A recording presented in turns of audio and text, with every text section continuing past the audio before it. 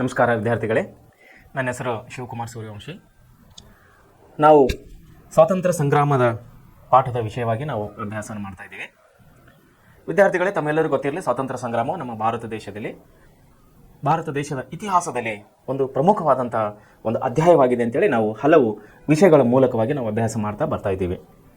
So ಇವತ್ತಿನ ದಿವಸ ಸ್ವಾತಂತ್ರ್ಯ ಸಂಗ್ರಾಮದಲ್ಲಿ ಅನೇಕ ಘಟ್ಟಗಳನ್ನು ನಾವು ನೋಡ್ತಾ ಬರ್ತಾ ಇದ್ದೀವಿ. ಮಂದಗಾಮಿಗಳು, ತೀವ್ರಗಾಮಿಗಳು, ಕ್ರಾಂತಿಕಾರಿಗಳು, ಗಾಂಧಿಯುಗ, ಅನೇಕ ಬಂಡಾಯಗಳು, ರೈತ ಬಂಡಾಯಗಳು, ಕಾರ್ಮಿಕ ಬಂಡಾಯಗಳು, ಎಲ್ಲ ಬುಡಕಟ್ಟು ಬಂಡಾಯಗಳು, ಹೀಗೆ ಹಲವು ಖಿಲಾಫತ್ ಚಳವಳಿಗಳು, ಜಲಿಯನ್ ವಾಲಾಬಾಗ್ ಹತ್ಯಾಕಾಂಡ, ಇವೆಲ್ಲ ಚಳವಳಿಗಳು, ಹೋರಾಟದ ರೂಪುರೇಷೆಗಳನ್ನು ನಾವೆಲ್ಲ ಅಭ್ಯಾಸ ಮಾಡ್ತಾ ಬರ್ತಾರೆ ಸ್ವಾತಂತ್ರ್ಯ ಸಂಗ್ರಾಮದ ಒಂದು ಸನ್ನಿವೇಶದಲ್ಲಿ.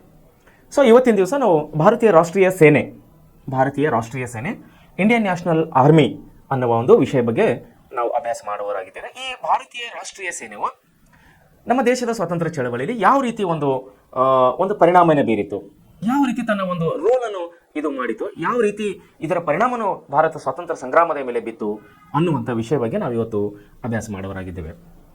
ಸೊ ವಿದ್ಯಾರ್ಥಿಗಳೇ, ನಿನ್ನೆ ನೋಡಿದ ಹಾಗೆ ನಾವು ಸುಭಾಷ್ ಚಂದ್ರ ಬೋಸ್ ಆಜಾದ್ ಹಿಂದ್ ಫೌಜ್ ಅಂದರೆ ಬ್ಲ್ಯಾಕ್ ಫಾರ್ವರ್ಡ್ ಒಂದು ಪಕ್ಷವನ್ನು ಕಟ್ಟೋದ್ರ ಮೂಲಕವಾಗಿ ಅವರು ಸ್ವಾತಂತ್ರ್ಯ ಹೋರಾಟದಲ್ಲಿ ಸಕ್ರಿಯವಾಗಿ ಚಳವಳಿಯಲ್ಲಿ ಭಾಗವಹಿಸ್ತಾ ಬಂದರು ಸುಭಾಷ್ ಚಂದ್ರ ಬೋಸ್ ಅವರು ಕೇವಲ ಭಾರತದಲ್ಲಿ ಅಲ್ಲ, ವಿದೇಶದಲ್ಲಿಯೂ ನೆಲೆಸಿದಂತಹ ಎಲ್ಲ ಭಾರತೀಯರನ್ನು ಒಗ್ಗೂಡಿಸುವಂತಹ ಪ್ರಯತ್ನವನ್ನು ಮಾಡ್ತಾ ಇದ್ದರು ಸುಭಾಷ್ ಚಂದ್ರ ಬೋಸ್. ವಿದೇಶದಲ್ಲಿ ನೆಲೆಸಿರುವಂಥ ಎಲ್ಲ ಭಾರತೀಯರನ್ನು ಸಂಪರ್ಕಿಸಿ, ವಿಶೇಷವಾಗಿ ಬರ್ಲಿನ್, ವಿಯೆನ್ನಾ, ರೋಮ್, ಹೀಗೆ ಹಲವು ಕಡೆ ಸಂಚರಿಸಿ ಎಲ್ಲ ಭಾರತೀಯರನ್ನು ಸಂಘಟಿಸುವಂಥ ಅವರೆಲ್ಲರೂ ನಮ್ಮ ಸ್ವತಂತ್ರ ಹೋರಾಟಕ್ಕೆ ನಮಗೆ ಸಹಾಯ ಮಾಡಲಿ, ನಮಗೆ ಒಂದು ಬೆಂಬಲವನ್ನು ಕೊಡಲಿ ಅನ್ನುವಂಥ ಉದ್ದೇಶಕ್ಕಾಗಿ ಸುಭಾಷ್ ಚಂದ್ರ ಬೋಸ್ ಅವರು ದೇಶವಲ್ಲದೆ ವಿದೇಶಗಳಲ್ಲಿರುವಂತಹ ಭಾರತೀಯರನ್ನು ಕೂಡ ಎಚ್ಚರಿಸುವಂತಹ ಕೆಲಸವನ್ನು ಮಾಡ್ತಾ ಇದ್ದರು ಸುಭಾಷ್ ಚಂದ್ರ ಬೋಸ್ ಅವರು. ಈಗ ನಾವು ಭಾರತೀಯ ರಾಷ್ಟ್ರೀಯ ಸೇನೆ ವಿಷಯವಾಗಿ ಓದುವುದಾದರೆ ಅನೇಕ ಭಾರತೀಯ ಕ್ರಾಂತಿಕಾರಿಗಳು ದೇಶಕ್ಕಾಗಿ ವಿದೇಶಗಳಲ್ಲಿ ಕೆಲಸ ಮಾಡುತ್ತಿದ್ದರು. ಅವರ ಪೈಕಿ ರಾಸ್ ಬಿಹಾರಿ ಬೋಸ್ ಜಪಾನಿನಲ್ಲಿ 1915ರಿಂದ ಬ್ರಿಟಿಷರಿಂದ ಪಲಾಯನಗೈದವರಾಗಿ ವಾಸಿಸುತ್ತಿದ್ದರು. ಯಾರೀ? ರಾಸ್ ಬಿಹಾರಿ ಬೋಸ್. ನೋಡ್ರಿ, ರಾಸ್ ಬಿಹಾರಿ ಬೋಸ್ ಅನ್ನೋರು 1915ರಲ್ಲಿ ಜಪಾನ್ ದೇಶದಲ್ಲಿ ಬ್ರಿಟಿಷರಿಂದ ಪಲಾಯನಗೈದವರಾಗಿ, ಅಂದರೆ ಬ್ರಿಟಿಷರ ಕೈಯಿಂದ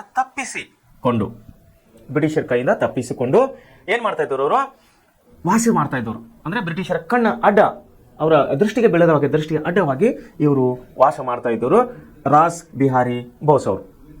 ಸೊ ಬ್ರಿಟಿಷರ ವಿರುದ್ಧ ಸಶಸ್ತ್ರ ಹೋರಾಟಕ್ಕೆ ಭಾರತೀಯರನ್ನು ಸಜ್ಜುಗೊಳಿಸಲು ಯುದ್ಧವು ನೀಡಿದ ಅವಕಾಶವನ್ನು ಅವರು ಬಳಸಿಕೊಂಡರು. ಯಾರು?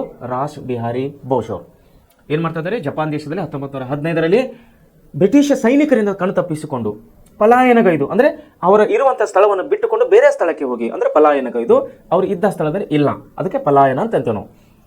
ಸೊ ವಾಸ ಮಾಡ್ತಾ ಏನ್ ಮಾಡ್ತಾ ಇದ್ರು ಅವರು? ವಿದೇಶದಲ್ಲಿರುವಂತಹ ಎಲ್ಲಾ ಸೈನಿಕರನ್ನು, ಎಲ್ಲಾ ದೇಶವಾಸಿಗಳನ್ನು, ಅಂದ್ರೆ ವಿದೇಶದಲ್ಲಿರುವಂತಹ ನಮ್ಮ ಭಾರತ ದೇಶದ ನಾಗರಿಕನು ಒಗ್ಗೂಡಿಸುವಂತಹ ಕೆಲಸವನ್ನು ಮಾಡುವುದರೊಂದಿಗೆ ಅವರು ಇನ್ನೊಂದು ಕೆಲಸ ಏನ್ ಮಾಡ್ತಾ ಇದ್ದಾರೆ ಅಂದ್ರೆ, ಯುದ್ಧದಲ್ಲಿ, ಅಂದ್ರೆ ಸ್ವತಂತ್ರ ಹೋರಾಟದ ಯುದ್ಧದಲ್ಲಿ ಧುಮುಕುವ ಒಂದು ಅವಕಾಶವನ್ನು ನೋಡಿ, ಭಾರತೀಯರನ್ನು ಯುದ್ಧಕ್ಕೆ ಸಜ್ಜುಗೊಳಿಸುವ ಒಂದು ಅವಕಾಶವನ್ನು ಅವರು ಬಳಸ್ಕೊತಾ ಇದ್ದಾರೆ ರಾಸ್ ಬಿಹಾರಿ ಬೋಸ್ ಅವರು. ಬ್ರಿಟಿಷರ ಪರವಾಗಿ ಹಲವಾರು ಭಾರತೀಯ ಸೈನಿಕರು ಹೋರಾಡುತ್ತಿದ್ದರು. ಎಷ್ಟು ಜನ ಸೈನಿಕರು ಹೋರಾಡುತ್ತಿದ್ದರು ಬ್ರಿಟಿಷರ ಪರವಾಗಿ? ಭಾರತೀಯ ಸೈನಿಕರು ಬ್ರಿಟಿಷರ ಪರವಾಗಿ ಹಲವಾರು ಭಾರತೀಯ ಸೈನಿಕರು ಹೋರಾಡುತ್ತಿದ್ದರು. ಯಾಕಂದ್ರೆ ಅವರ ಅಡ್ಮಿನಿಸ್ಟ್ರೇಷನ್ ಯಾರ್ದಿತ್ತು? ಬ್ರಿಟಿಷರದಿತ್ತು. ಸೊ ಸೈನಿಕ ಕೆಲಸಕ್ಕೆ ಯಾರು ಸೇರ್ಕೊಂಡಿದ್ರು? ನಮ್ಮ ಭಾರತೀಯ ಯುವ ಪೀಳಿಗೆ ಸೈನಿಕದ ಸೇರ್ಕೊಂಡಿತ್ತು. ಸೊ ಹೀಗಾಗಿ ಅವರು ಬ್ರಿಟಿಷರ ಪರವಾಗಿ ಹಲವಾರು ಭಾರತೀಯ ಸೈನಿಕರು ಹೋರಾಡ್ತಾ ಇದ್ದರು. ಆಗ್ನೇಯ ಏಷ್ಯಾದಲ್ಲಿ, ಅಂದ್ರೆ ನಮ್ಮ ಏಷ್ಯಾ ಖಂಡದ ಆಗ್ನೇಯ ಭಾಗದಲ್ಲಿ ಬ್ರಿಟಿಷರನ್ನು ಸೋಲಿಸಿದ ನಂತರ ಜಪಾನಿಯರು ಹಲವಾರು ಭಾರತೀಯ ಸೈನಿಕರನ್ನು ಯುದ್ಧ ಕೈದಿಗಳನ್ನಾಗಿ ತೆಗೆದುಕೊಂಡರು. ಅಂದ್ರೆ ಆಗ್ನೇಯ ಭಾರತದಲ್ಲಿ ಏನಾಗ್ತಾ ಇದ್ರೆ, ಬ್ರಿಟಿಷರಿಗೆ ಮತ್ತು ಜಪಾನಿಗೆ ಇಲ್ಲಿ ಯುದ್ಧ ನಡೀತಾ ಇತ್ತು. ಬ್ರಿಟಿಷರಿಗೆ ಮತ್ತು ಜಪಾನಿಗೆ ಆಗ್ನೇಯ ಏಷ್ಯಾದಲ್ಲಿ ಯುದ್ಧ ನಡೀತಿರುವಾಗ ಅಲ್ಲಿ ಏನಾಗಿದೆ ಅಂದ್ರೆ, ಜಪಾನಿಯರು ಏನ್ ಮಾಡಿದ್ರೆ ಬ್ರಿಟಿಷರನ್ನೇ ಅಲ್ಲಿಂದ ಓಡಿಸ್ಬಿಟ್ಟಾರೆ, ಸೋಲಿಸಿದ ಆಗ್ನೇಯ ಏಷ್ಯಾದಲ್ಲಿ. ಸೊ ಅಲ್ಲಿ ಏನಾಗ್ಯದ, ಬ್ರಿಟಿಷರು ಏನ್ ಮಾಡಿದ, ಬ್ರಿಟಿಷರನ್ನು ಸೋಲಿಸ್ತಾ ಇದ್ದಾರೆ ಇವರು. ಯಾರು? ಜಪಾನಿಯರು. ಸೋಲಿಸಿದ ನಂತರ ಏನಂತ ಅನೇಕ ಭಾರತೀಯರ ಸೈನಿಕರನ್ನು ಅವ್ರು ಏನ್ ಮಾಡ್ತಾ ಇದ್ದಾರೆ, ತಮ್ಮ ವಶಕ್ಕೆ ತಗೋತಾ ಇದ್ದಾರೆ ಜಪಾನಿಯರು. ಹಲವಾರು ಭಾರತೀಯ ಸೈನಿಕರನ್ನು ಯುದ್ಧ ಕೈದಿಗಳನ್ನೇ ತೆಗೆದುಕೊಂಡ್ರು. ಯುದ್ಧ ಕೈದಿ ಅಂದ್ರೆ ಏನ್ರಿ, ಯುದ್ಧ ಆಡುವಾಗ ಎದುರು ಬದುರು ಏನು ಯುದ್ಧ ಆಡ್ತಾ ಇರ್ತಾರೆ, ಎ ಪಕ್ಷ ಅಥವಾ ಬಿ ಪಕ್ಷ, ಯಾವ ಪಕ್ಷವನ್ನು ಸೋಲುತ್ತದಲ್ಲ ಆ ಸೋತಂಥ ಪಕ್ಷದಲ್ಲಿ ಎಲ್ಲ ಸೈನಿಕರನ್ನು ಗೆದ್ದಂಥ ಪಕ್ಷವರು ಅಂದರೆ ಗೆದ್ದಂಥ ರಾಜರು ಅಥವಾ ಆಡಳಿತವು ಏನು ಮಾಡ್ತಾರೆ, ಇವರನ್ನು ಯುದ್ಧ ಕೈದಿಗಳನ್ನಾಗಿ ಸೆರೆ ಹಿಡಿತಾರೆ. ಉದಾಹರಣೆಗೆ ಹೇಳಬೇಕಂದ್ರೆ ಮೊನ್ನೆ ಪ್ಯಾಲೆಸ್ತೈನ್ ಮತ್ತು ಇಸ್ರೇಲ್ನಲ್ಲಿ ಮೊನ್ನೆ ನಡೆದಂಥ ಇಸ್ರೇಲ್ ಪ್ಯಾಲೆಸ್ತೈನ್ ಯುದ್ಧದಲ್ಲಿ ಅಥವಾ ಗಾಜಾ ಯುದ್ಧದಲ್ಲಿ ಸುಮಾರು 10-15 ಸಾವಿರ ಜನರನ್ನು ಇಸ್ರೇಲರು ಗಾಜಾದ ಹಮಾಸರನ್ನು ಯುದ್ಧ ಕೈದಿಗಳನ್ನು ಬಂಧಿಸಿದ್ದಾರೆ. ಮೊನ್ನೆ ಯಾವುದೋ ಒಂದು ಒಪ್ಪಂದದ ಪ್ರಕಾರವಾಗಿ ಅಮೆರಿಕವು ಮಧ್ಯಸ್ಥಿಕೆ ವಹಿಸಿ ಗಾಜಾ ಹಮಾಸ್ದವರಿಗೆ ಮತ್ತು ಇಸ್ರಾಯಲ್ದವರಿಗೆ ಮಧ್ಯಸ್ಥಿಕೆ ವಹಿಸಿ ಒಂದು ಏನೋ ಒಪ್ಪಂದಕ್ಕೆ ಬರ್ತಾ ಇದ್ದಾರೆ ಅವರು, ಅಂದರೆ ಯುದ್ಧ ವಿರಾಮದ ಒಪ್ಪಂದಕ್ಕೆ ಬರ್ತಾ ಇದ್ದಾರೆ. ಆ ಒಪ್ಪಂದದ ಪ್ರಕಾರ ಹಂತ ಹಂತವಾಗಿ ಯುದ್ಧ ಕೈದಿಗಳನ್ನು ಬಿಡಲಿಕ್ಕೆ ಉಭಯ ಪಕ್ಷಗಳು ಅಂದರೆ ಇವರು ಮತ್ತು ಅವರು ಎಲ್ಲರೂ ಒಪ್ಕೋತಾ ಇದ್ದಾರೆ. ಮೊನ್ನೆ ನಡೆದಂಥ ಇಸ್ರೇಲ್ ಯುದ್ಧದಲ್ಲಿ ಮಧ್ಯಪ್ರಾಚ್ಯದಲ್ಲಿ ಸೇಮ್ ಅದೇನ ಅಲ್ಲಿ ಕೂಡ ಅದೇ ಆಗಿದ್ದು. ಆಗ್ನೇಯ ಏಷ್ಯಾದಲ್ಲಿ ಜಪಾನ್ ಮತ್ತು ಬ್ರಿಟಿಷ್ ದೇಶರಿಗೆ ನಡೆದಂಥ ಯುದ್ಧದಲ್ಲಿ ಅನೇಕ ಭಾರತೀಯ ಸೈನಿಕರು ಬ್ರಿಟಿಷರು ಏನು ಮಾಡಿದರು, ಸೆರೆ ಹಿಡಿದಿದ್ದರು.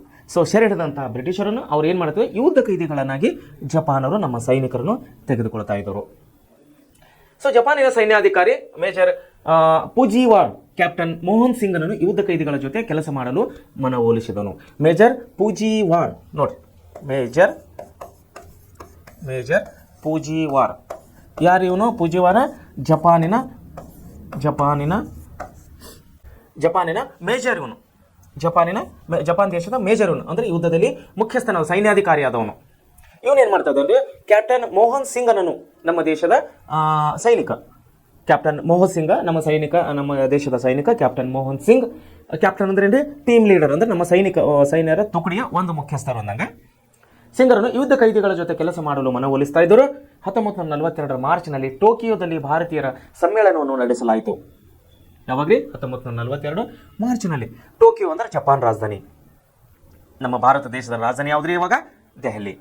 ಹೇಗೆ ದೆಹಲಿ ಇದೆಯಲ್ಲ ಅದೇ ರೀತಿ ಜಪಾನ್ ದೇಶದ ರಾಜಧಾನಿಯಾದಂತಹ ಟೋಕಿಯೋದಲ್ಲಿ ಭಾರತೀಯರ ಸಮ್ಮೇಳನ ಅಂದ್ರೆ ಜನಸಾಮಾನ್ಯರ ಸಮ್ಮೇಳನವನ್ನು ಅಲ್ಲಿ ನಡೆಸ್ತಾ ಇದ್ದರು 1942 ಮಾರ್ಚ್ ತಿಂಗಳಲ್ಲಿ. ಮತ್ತು ಅವರು ಇಂಡಿಯನ್ ಇಂಡಿಪೆಂಡೆನ್ಸ್ ಲೀಗ್ ಅನ್ನು ರಚಿಸಿದರು. ಯಾರಿ? ಜಪಾನ್ ದೇಶದವರು. ಅವ್ರೇನ್ ಮಾಡ್ತಾ ಇದ್ದಾರೆ, ಇಂಡಿಯನ್ ಇಂಡಿಪೆಂಡೆನ್ಸ್ ಲೀಗ್, ಭಾರತೀಯ ಸ್ವತಂತ್ರ ಚಳವಳಿಯ ಒಂದು ಟೀಮ್ ಅಥವಾ ಒಂದು ಗುಂಪು ಅನ್ನುವಂಥ ಒಂದು ಸಂಘವನ್ನು ಅವ್ರು ಕಟ್ತಾ ಇದ್ದಾರೆ ಜಪಾನ್ ದೇಶದಲ್ಲಿ. ಅಲ್ಲಿ ಏನು ಮಾಡಿದ್ದಾರೆ, ಎಲ್ಲ ಭಾರತೀಯರನ್ನು ಒಗ್ಗೂಡಿಸಿ ಒಂದು ಸಮ್ಮೇಳನ ಮಾಡ್ತಾ ಇದ್ದಾರೆ 1942ರಲ್ಲಿ. ನೋಡ್ರಿ, ಇದರ ನಂತರ ಬ್ಯಾಂಕಾಕ್ನಲ್ಲಿ ನಡೆದ ಸಮ್ಮೇಳನದಲ್ಲಿ ರಾಸ್ ಬಿಹಾರಿ ಬೋಸ್ ಲೀಗ್ನ ಅಧ್ಯಕ್ಷರಾಗಿ ಆಯ್ಕೆಯಾಗ್ತಾ ಇದ್ದಾರೆ. ಯಾರು ಇವರು? ರಾಸ್ ಬೋಸದಾಸ್ ಇವರು ಅನೇಕ ಜಪಾನ್ನಲ್ಲಿ ನಡೆದಂತಹ 1950 ಜಪಾನ್ ನಡೆದಂತಹ ಯುದ್ಧದಲ್ಲಿ ಪಲಾಯನಗೈದು, ಅಂದರೆ ಬ್ರಿಟಿಷರಿಂದ ಪಲಾಯನಗೈದು ಅವನು ಸಪರೇಟ್ ಆಗಿ ಎಲ್ಲ ವಿದೇಶದಲ್ಲಿರುವಂತಹ ಭಾರತೀಯರನ್ನು ನಮ್ಮ ಸ್ವತಂತ್ರ ಸಂಗ್ರಾಮದಲ್ಲಿ ಚಳವಳಿಸುವಂತೆ ಸೈನಿಕರನ್ನು ಒಂದುಗೂಡಿಸುವಂತಹ ಕೆಲಸವನ್ನು ಮಾಡ್ತಾ ಇದ್ದಾನೆ ರಾಸ್ ಬಿಹಾರಿ ಬೋಸ್. ಇವತ್ತು ಅದೇ ರಾಸ್ ಬಿಹಾರಿ ಬೋಸ್ಗೆ ಅಂದ್ರೆ 1915 ನಡೆದ ಪಲಾಯನ ಆದಂತಹ ರಾಸ್ ಬಿಹಾರಿ ಬೋಸ್ ಅವನಿಗೆ ಏನಾಗ್ತಾ ಇದ್ದಾರೆ, 1942 ಮಾರ್ಚ್ನಲ್ಲಿ ಟೋಕಿಯೋದಲ್ಲಿ ನಡೆದಂತಹ ಭಾರತೀಯ ಜನ ಸಮ್ಮೇಳನದಲ್ಲಿ ಅವನನ್ನು ಭಾಗವಹಿಸಿ ಅವನಿಗೆ ಇಂಡಿಯನ್ ಇಂಡಿಪೆಂಡೆನ್ಸ್ ಲೀಗ್ನ ಮುಖ್ಯಸ್ಥರನ್ನಾಗಿ ನೇಮಕ ಮಾಡ್ತಾ ಇದೆ ಅಲ್ಲಿನ ಜನ ಸಮುದಾಯ. ನೋಡಿ, ಇದರ ನಂತರ ಬ್ಯಾಂಕಾಕ್ ನಡೆದ ಸಮ್ಮೇಳನದಲ್ಲಿ ರಾಸ್ ಬಿಹಾರಿ ಬೋಸ್ ಲೀಗ್ನ ಅಧ್ಯಕ್ಷರಾಗಿ ಆಯ್ಕೆಯಾದವರು ಮತ್ತು ಕ್ಯಾಪ್ಟನ್ ಮೋಹನ್ ಸಿಂಗ್ ಅವರನ್ನು ಭಾರತೀಯ ರಾಷ್ಟ್ರೀಯ ಸೇನೆಯ ಅಂದ್ರೆ ಇಂಡಿಯನ್ ನ್ಯಾಷನಲ್ ಆರ್ಮಿ INA ಅಂತ ಇದೆ ನೋಡ್ರಿ, INA ಅಂದ್ರೆ ಇಂಡಿಯನ್ ನ್ಯಾಷನಲ್ ಆರ್ಮಿ ಕಮಾಂಡರ್ ಆಗಿ ನೇಮಕ ಮಾಡಿದರು. ಇದು ಸುಮಾರು 40,000 ಜನ ಸೈನಿಕರೊಳಗೊಂಡಿತ್ತು. ನೋಡಿ, ಅವತ್ತಿನ ಕಾಲದಲ್ಲಿ ಸುಮಾರು 40,000 ಸೈನಿಕರನ್ನು ಒಳಗೊಂಡಿತ್ತು. ನೋಡಿ, 40,000 ಸೈನಿಕರನ್ನು ಒಳಗೊಂಡಿತ್ತು. ಆನಂತರ ಸುಭಾಷ್ ಚಂದ್ರ ಬೋಸರನ್ನು ಈ ಚಳವಳಿಯ ನೇತೃತ್ವವನ್ನು ವಹಿಸುವಂತೆ ಕೇಳಿಕೊಂಡರು. ಯಾರ್ಯಾರು ಮುಂದಾಳತ್ವ ಇದ್ದಾರೆ?